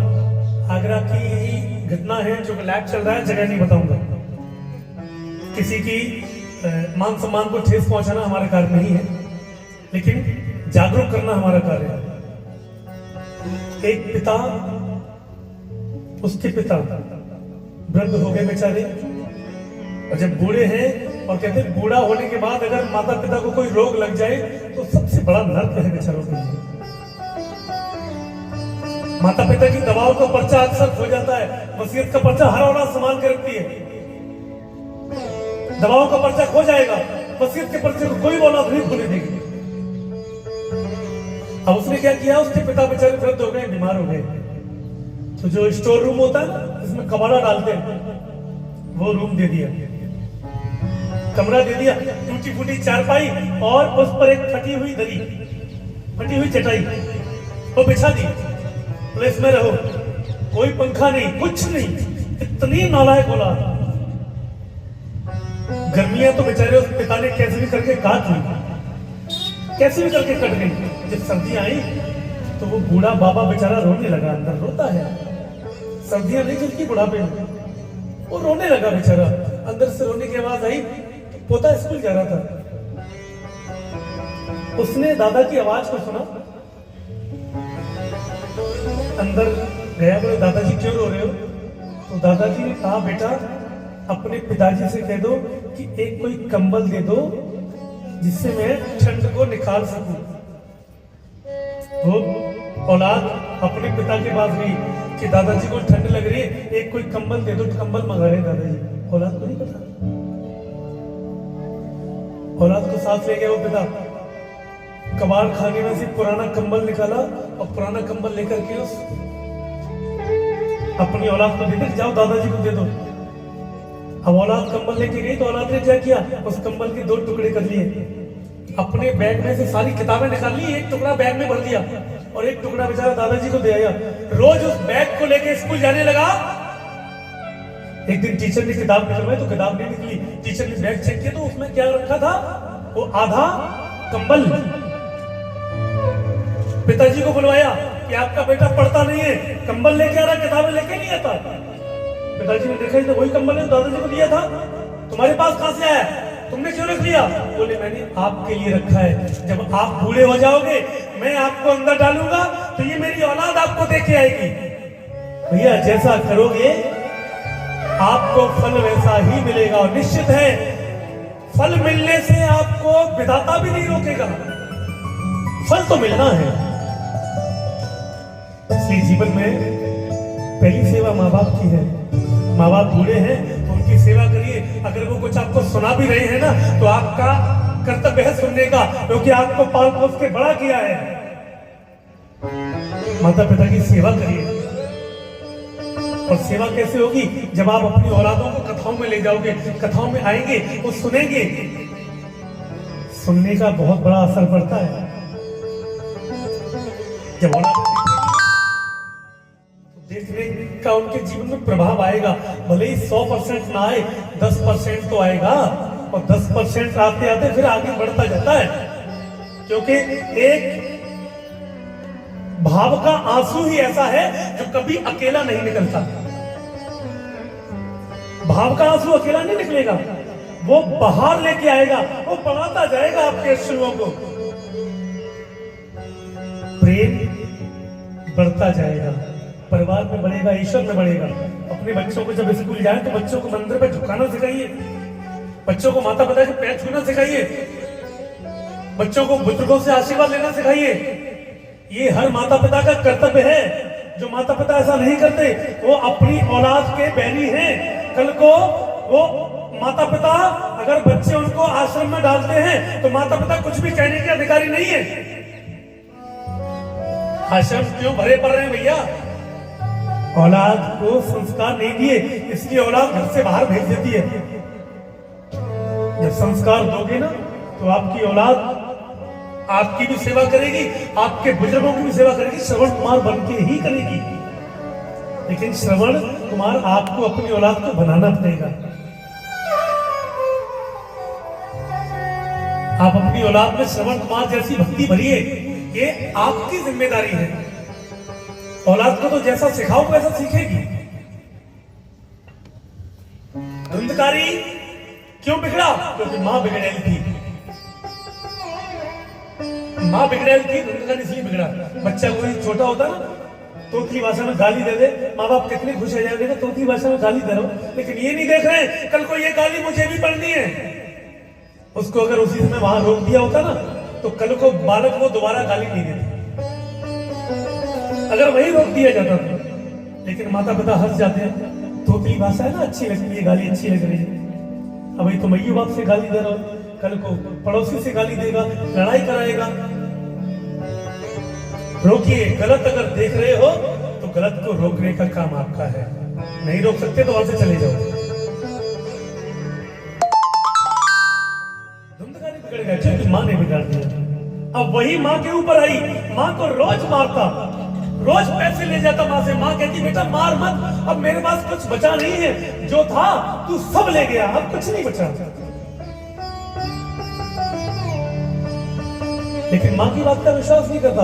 और एक दिन जुआ खेल के आया, हार गया, मां की चोटी पकड़ ली धुंधकारी ने और मां को खींचते हुए ले जा रहा है, पैसे दे अन्यथा तेरे प्राणों को ले लूंगा। बेचारी ने जैसे तैसे करके चोटी छुड़ाई, घर के आगे एक कुआं था, उसमें जाके मैया कूद गई, अपने प्राणों को उसने छोड़ दिया। बोली औलाद के हाथों मरने से तो ऐसे मर जाए ज्यादा अच्छा है। आज मैया चली गई और पिताजी पहले ही वन को चले गए। अब धुंधकारी घर में रह गया अकेला। अब बिगड़ेगा कि संभलेगा? बिगड़ेगा। 100% चांस बिगड़ने की, 1% भी नहीं है बिगड़ने की। हेलो, आज धन सारा खत्म हो गया। अब धन, भाई जो आदतें लगी है गंदी वो तो धन मांगेगी, लत जो लगी है वो धन मांगेगी।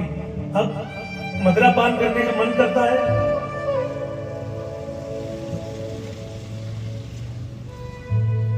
तो मदिरा पान करने के लिए क्या करता है? चोरियां करने लगा, लूट करने लगा। हाँ? एक दिन चोरी करके आ रहा था कि वैश्या तो किसी पर पुरुष से संबंध बनाते हुए उसने देख लिया, मन में काम वासना जग गई। अब क्या किया? एक नहीं, दो नहीं, 5 वैश्याओं को घर में ले आया। अब सोचिए, जिसके एक के खाने के लाले पड़ रहे हो और 5 को कैसे खिलाओगे? और गणिका, वैश्या, गणिका को क्या चाहिए? उसको आप नहीं चाहिए, उसको आपका धन चाहिए, वो आपके धन से प्रेम करती है। अब गणिकाओं के लिए रोज चोरी करने लगा, धन लाने लगा और काम वासना में डूबने लगा। जब तक वो उसको धन देती तब तक वो उसकी काम वासना पूरी करती, उसके बाद खत्म। अब एक दिन क्या हुआ, किसी राजा महाराजाओं के यहां से चोरी करके ले आया, स्वर्ण आदि चोरी करके ले आया और लाके गणिकाओं को दे दिए। गणिकाओं ने देखा कि आभूषण है, किसी राजा महाराजा के यहाँ से लाया होगा या किसी साहूकार के यहाँ से लाया होगा, कल को पकड़े गए तो इसके साथ हम भी मारे जाएंगे।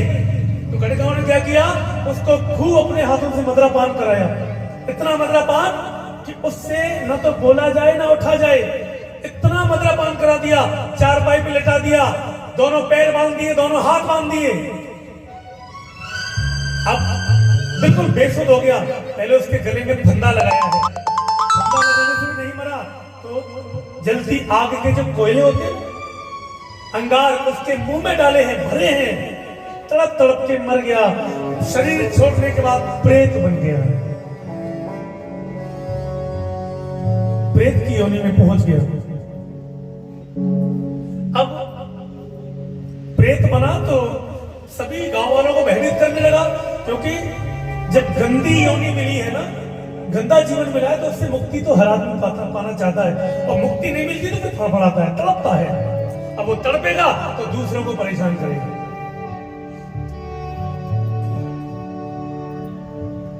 सबको परेशान करने लगा। गोकर्ण जी जो यात्रा पर गए थे, उनको सूचना मिल गई थी कि धुंधकारी मारा जा चुका है।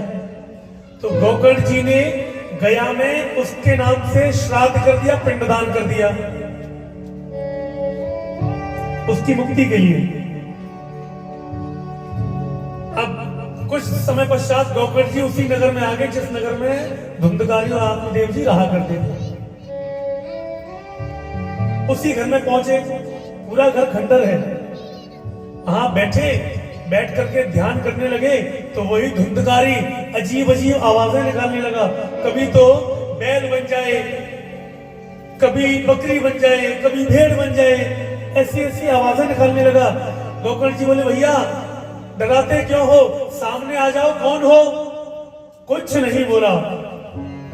गोकर्ण जी ने जल हाथ में लिया, अभिमंत्रित किया, और जैसे ही जल छिड़काव किया, बोल गया, अहम भ्राता धुंधकारी नामीत, कि मैं तुम्हारा भाई धुंधकारी हूं, और भैया मुझे बचाओ, ये प्रेत योनि मुझसे सहन नहीं हो रही है। क्योंकि भाव कहता है प्रेत का मुंह होता है चींटी के बराबर और पेट होता है हाथी के बराबर, तो उधर भरता नहीं है, इसलिए वो तड़पता है। बोले, भैया आप मुझे बचाओ, मेरी मुक्ति करो। बोले, भैया मैंने तो तुम्हारे नाम से पिंडदान दे दिया था, फिर तुम्हारी मुक्ति क्यों नहीं हुई? बोले, भैया मेरी मुक्ति नहीं होगी, ऐसे नहीं होगी। अब यहां समझिएगा मुक्ति क्यों नहीं हुई, सिर्फ समझने वाली बात। धुंधकारी और गोकर्ण जी के सगे भाई थे, सगे भाई थे क्या? सगे भाई नहीं थे ना। पहली बार तो धुंधकारी आत्मदेव जी की औलाद नहीं थी, वो उनकी धुंधली की सखी की औलाद थी, और गोकर्ण जी गाय से उत्पन्न हुए थे, तो सगे भाई का संबंध तो नहीं रहा।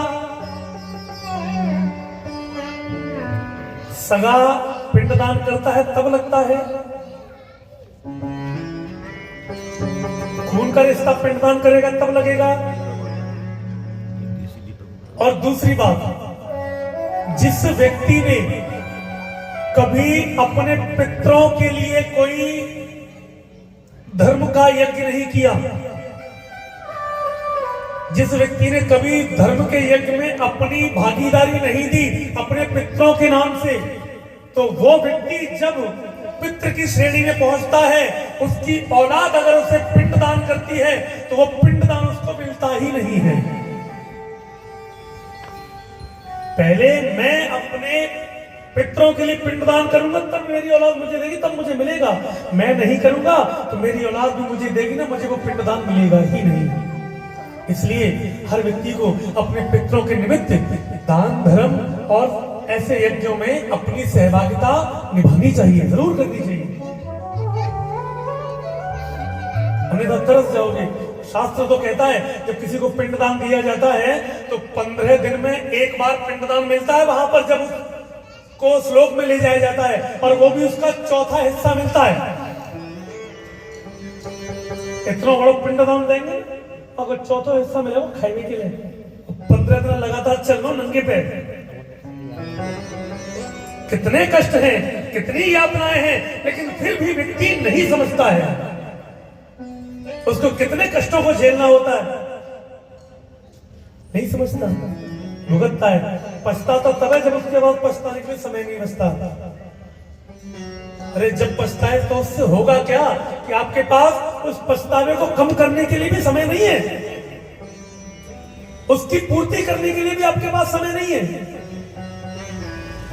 प्रयास करिए, अपने पितरों के लिए कुछ भी करिए, यज्ञाचार्य में भाग लीजिए, सेवाकता दिखाइए, पुण्य करिए, गो को खाना खिलाइए। जीवन जीते जी तो मैयो आप पूछे ना जाओ हैं, और मरने के बाद कौवे ने ढूंढते कौवा आ जाए, ढूंढते ना कौवा छत पे बैठ जाए तो कुछ खिलाते, जीते जी पूछा नहीं, मरने के बाद कौवा को ढूंढते हो। श्राद्ध वाले दिन कौवा आ जाए, कौवा भोग पा जाए हमारे। कौन से पित्र आपके लेंगे भैया? अपने जीते जी माँ बाप को पूछा नहीं, मरने के बाद तुम पक्षियों को ढूंढ रहे हो, उनमें माता पिता को देख रहे हो। धुंधकारी के इसलिए उसकी मुक्ति नहीं हुई। क्यों? क्योंकि उसने पिताजी के निमित्त कभी कुछ किया ही नहीं। उसने अपने पिताजी के लिए कभी कुछ दान धर्म नहीं किया, कुछ सेवा भाव नहीं किया, कुछ भी नहीं किया, इसलिए उसको योनि से मुक्ति नहीं मिली। बोले भैया आप ही कुछ करिए। बोले मैं प्रयास करता हूं। बैठ गया आसन लगा करके। आज सूर्यदेव का ध्यान किया, सबसे प्रत्यक्ष देवता है सूर्यदेव, हमारे हर कर्म के देवता। प्रथम प्रत्यक्ष देवता हमारे सूर्यदेव है। सूर्यदेव का ध्यान किया, मंत्र किया, तो सूर्यदेव ने कहा कि सप्ताह का वाचन शुरू कर दो, इसकी मुक्ति हो जाएगी। इसको भागवत सप्ताह सुना दो, इसकी मुक्ति हो जाएगी। अब आदेश पाकर के पूरे नगर में ये घोषणा करा दी कि फलाने महीने फलानी तारीख से भागवत कथा प्रारंभ होगी। तो सारे गांव वालों को जब पता चला कि गोकर्ण जी कथा कर रहे हैं, बहुत बड़े ज्ञानी हैं, बोले गोकर्ण जी कथा कर रहे हैं, तो सारा गांव कथा सुनने आया। एक व्यास मंच बनाया, गोकर्ण जी को व्यास मंच पर विराजमान किया और धुंधकारी को स्थान दे दिया। अब धुंधकारी कौन है? प्रेत। जरा सी हवा आए, धुंधकारी आगे भाग जाए। हवा जैसे चले, धुंधकारी उस जगह से जहां आसन दिया था वहां से भाग जाएगा, क्योंकि रुकता नहीं, हवा का रुक है। बगल में बांस का बगीचा था, 7 ग्रंथि 7 गांठ का वहां बांस, उस बांस में धुंधकारी को स्थान दिया गया। पहले दिन की कथा हुई, पहले दिन की ग्रंथि फट गई, दूसरे दिन की ग्रंथि फट गई। 7 दिन की कथा में 7 दिनों की गांठें फट गई। 7वीं गांठ जैसी फटी, आज धुंधकारी जो प्रेत था वो एक बड़े देवता तुल्य रूप में सबके समक्ष खड़ा हो गया और उसको लेने के लिए भगवान के पार्षद आए। जब धुंधकारी बैठ करके जाने लगा तो गोकर्ण जी ने रोक लिया, महाराज रुको, आप धुंधकारी को क्यों लेके जा रहे हो? कथा तो सबने भी सुनी है, इनको भी तो लेके जाओ। पर आप चिंता ना करो, आपको तो सबन को समय से लेके जाएगा, हमें उस समय से लेकर जाएगा। आप सब निश्चिंत होकर बैठो, डरने की आवश्यकता नहीं है। बोले महाराज इन सबने कथा सुनी, इनको लेके क्यों नहीं जा रहे?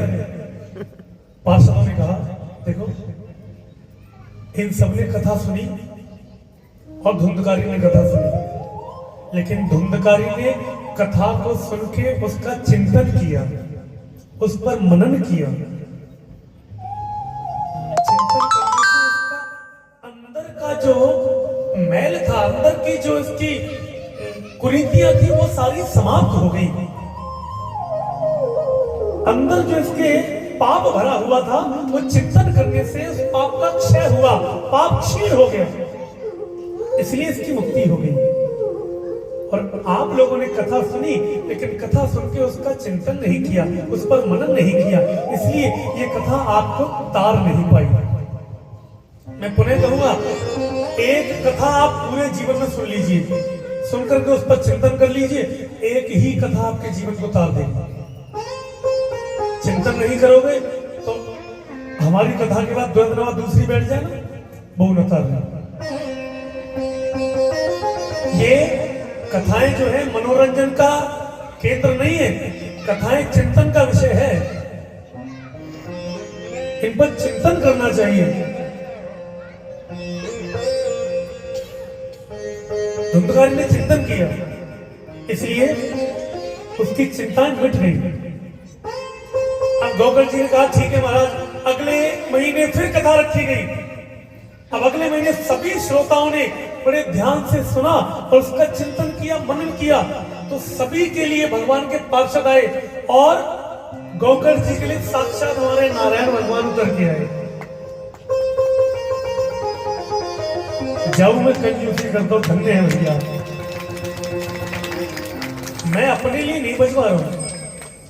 देखिए, कथा में कोई बात अगर आपके हृदय को अच्छी लग जाए तो उसके लिए ताली बजाओ। क्यों?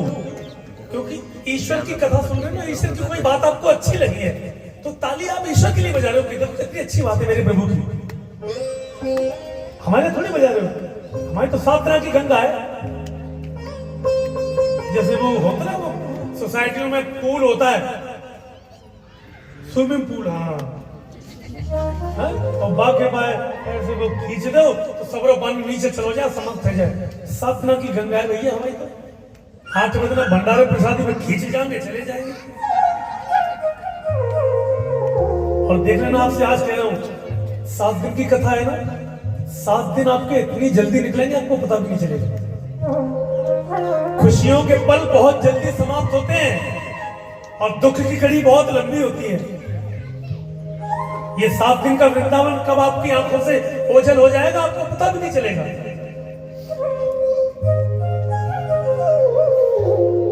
गोकर्ण जी के लिए साक्षात हमारे नारायण आए। कथा की जब पूर्णता हुई तो सुखदेव जी शौनकादिक ऋषि को जो नारद जी का वृतांत सुना रहे थे, तो सनत कुमार ने कहा था कि नारद जी, अभी भी मन में कोई जिज्ञासा है? बोले महाराज, अब जब सब मुक्त ही हो गया है तो जिज्ञासा क्या करनी, अब तो बस आप कृपा करें कि इस भागवत सप्ताह को कराने की विधि क्या है ये बताएं, और भागवत में जो जो परीक्षित बनते हैं उनके लिए नियम क्या है, कलश वालियों के लिए नियम क्या है, ये आप हमें बता करके इस आज के प्रथम दिवस की पूर्णता करिए। तो यहाँ भागवत जी को, जो भागवत जी का जो आयोजन किया जाता है उसके नियम बता रहे हैं हमारे सनत कुमार जी।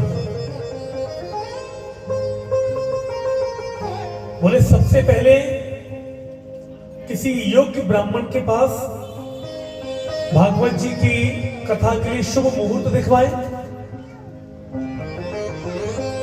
मुहूर्त दिखवाने के बाद में अगर एक व्यक्ति सक्षम है तो एक व्यक्ति कराए, एक व्यक्ति सक्षम नहीं है तो 8 सहायक मिलकर के, क्योंकि 8 दिन का अनुष्ठान होता है, 7 दिवस की कथा और 8वें दिवस का प्रसादी भंडारा, तो 8 सहायक मिलकर के, 8 हो जाए उससे ज्यादा हो जाए लेकिन 8 से कम ना हो, 8 सहायक मिलकर के इस अनुष्ठान का आयोजन कर सकते हैं। ब्राह्मण को श्रीफल देकर के उसके घर पे जाएं, श्रीफल देकर के आए, शुभ मुहूर्त की तिथि लेकर के आए। तिथि लाने के बाद आपके पास पथवारी मंदिर या आपके आसपास जो मंदिर है उस मंदिर में निमंत्रण देकर के आए कि फलाने माह फलानी तारीख से हमारे इस नगर में कथा का आयोजन होने वाला है, आप सभी सब परिवार पधारें कथा में और हमारे आयोजन को सफल करें। जितने भी परीक्षित बनते हैं या एक ही अगर कोई परीक्षित है, अपने सगे संबंधियों को भी बुलाना चाहिए। सामूहिक कथा भले ही है लेकिन अपने सगे संबंधियों को बुलाइए कथा के लिए। ये मेरी वाणी नहीं है, ये भागवत जी में जो लिखा है हम उस बात को आपको बता रहे हैं। अपने रिश्तेदारों को बुलाएं और आगंतुक जो होते हैं, जितने भी दर्शनार्थी या लाभार्थी या शरणार्थी जो आते हैं, सुनने के लिए जो आते हैं, उनके लिए अच्छी व्यवस्था करनी चाहिए, जलपान की व्यवस्था करनी चाहिए, बैठने की अच्छी व्यवस्था करनी चाहिए। क्योंकि अभी गाया था ना, पता नहीं किस रूप में आके नारायण मिल जाएगा। और जहां राम नाम का कीर्तन होता है, प्रभु की लीला होती है, किसने किस रूप में आके प्रभु विराजमान होते हैं। और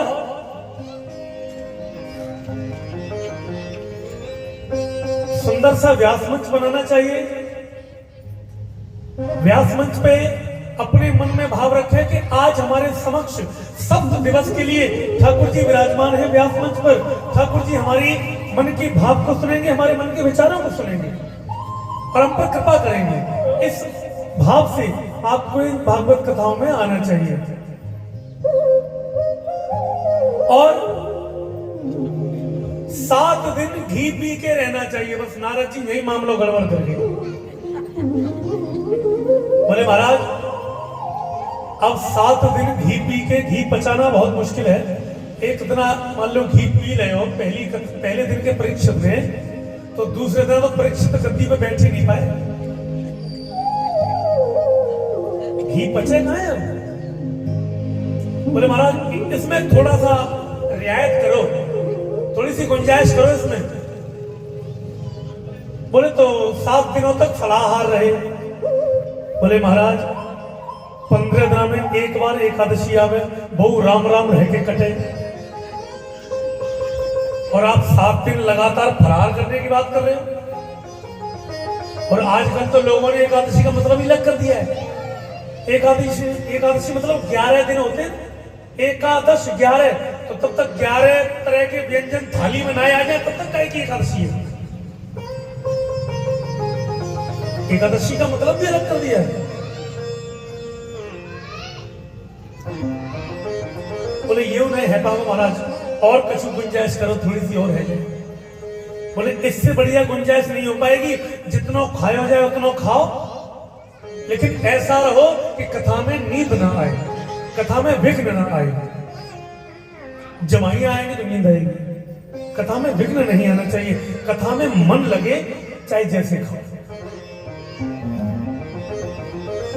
और कथा में जितने भी उत्सव आए उनको ऐसे मनाइए जैसे आपके परिवार में कोई उत्सव मनाया जा रहा है।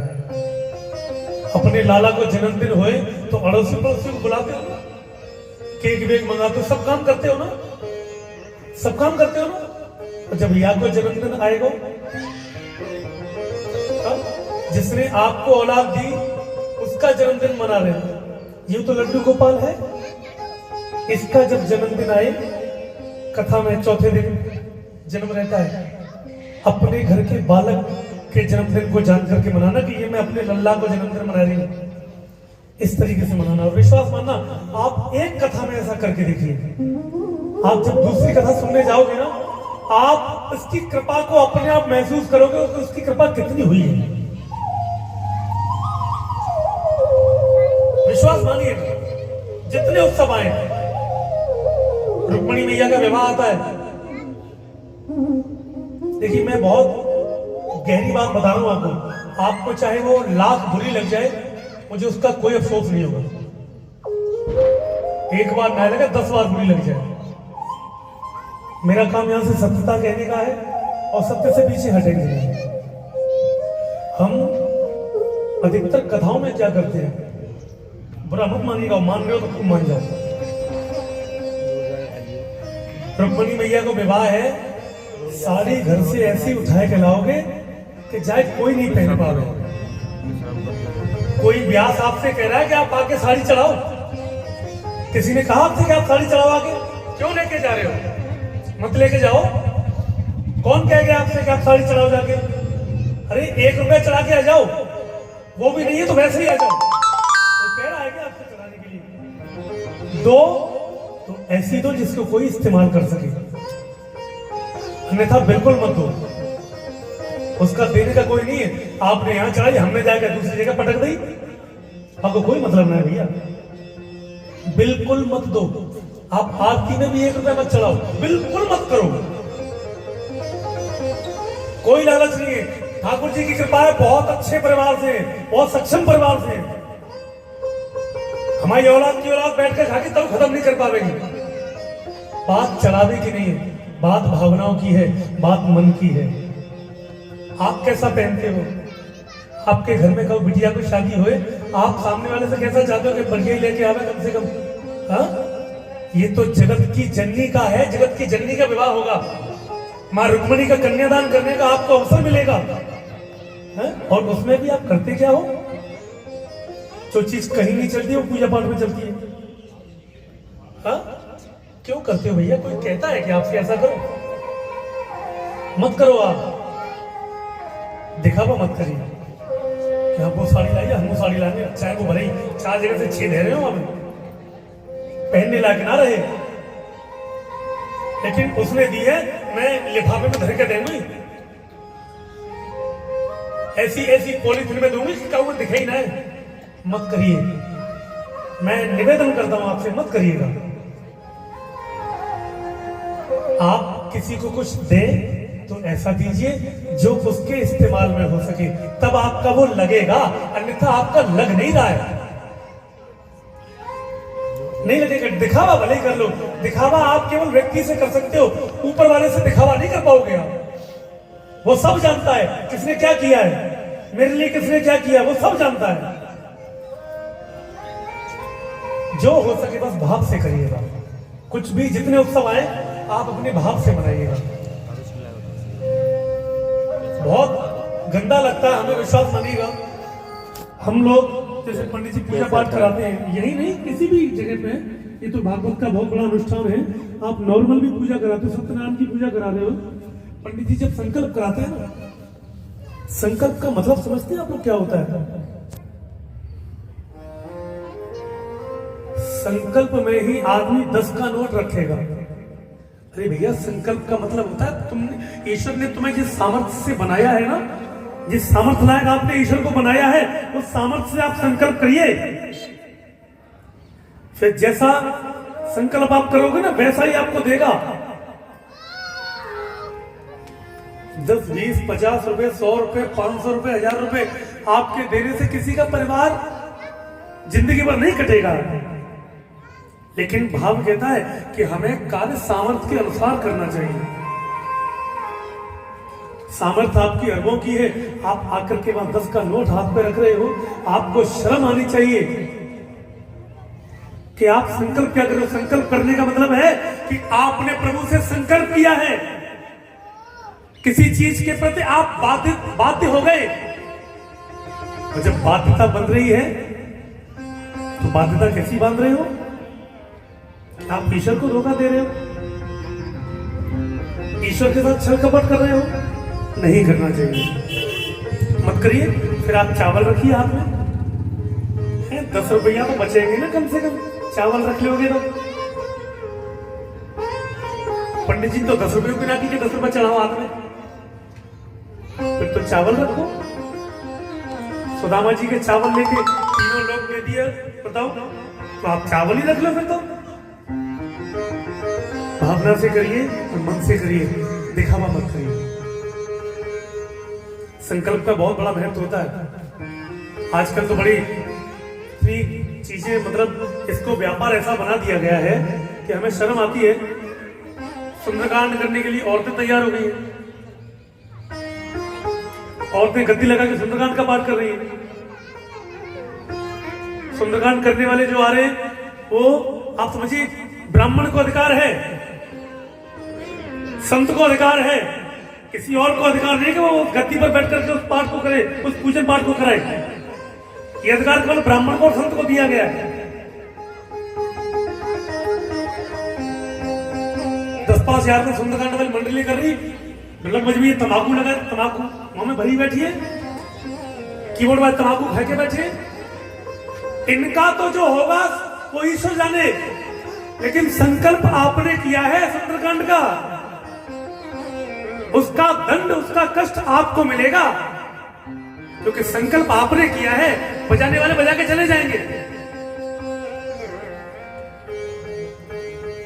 कुगति संकल्प करने वाले व्यक्ति की होगी।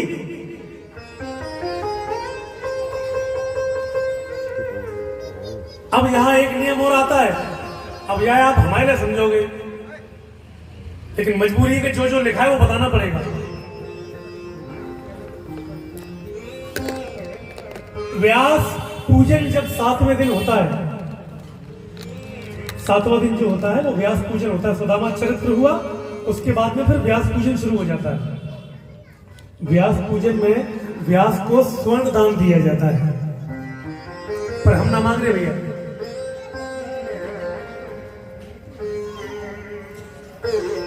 ये लिखा है भागवत जी में, लिखा है कि सोने की सैया पर नारायण लेटे हुए सोने के ये व्यास को दान दिया जाता है।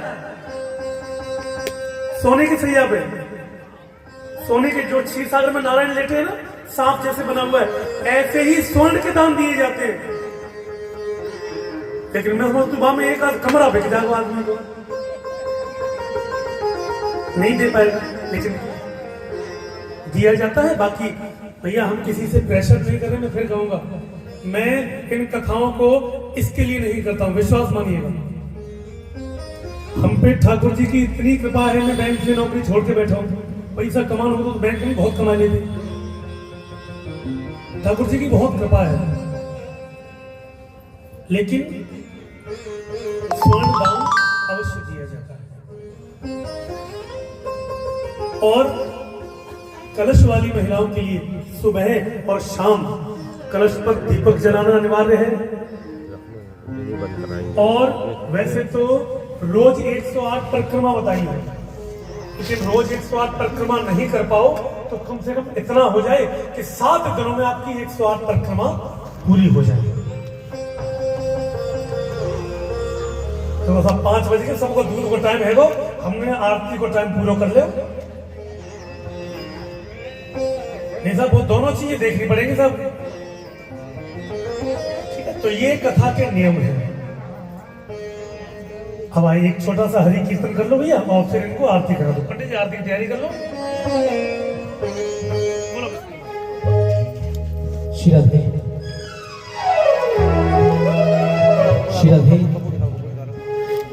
बड़ा प्यारा सा भाव, एक प्यारा सा भाव सभी भक्त नाच को बनाएंगे। कि बाके बिहारी लाल की जय।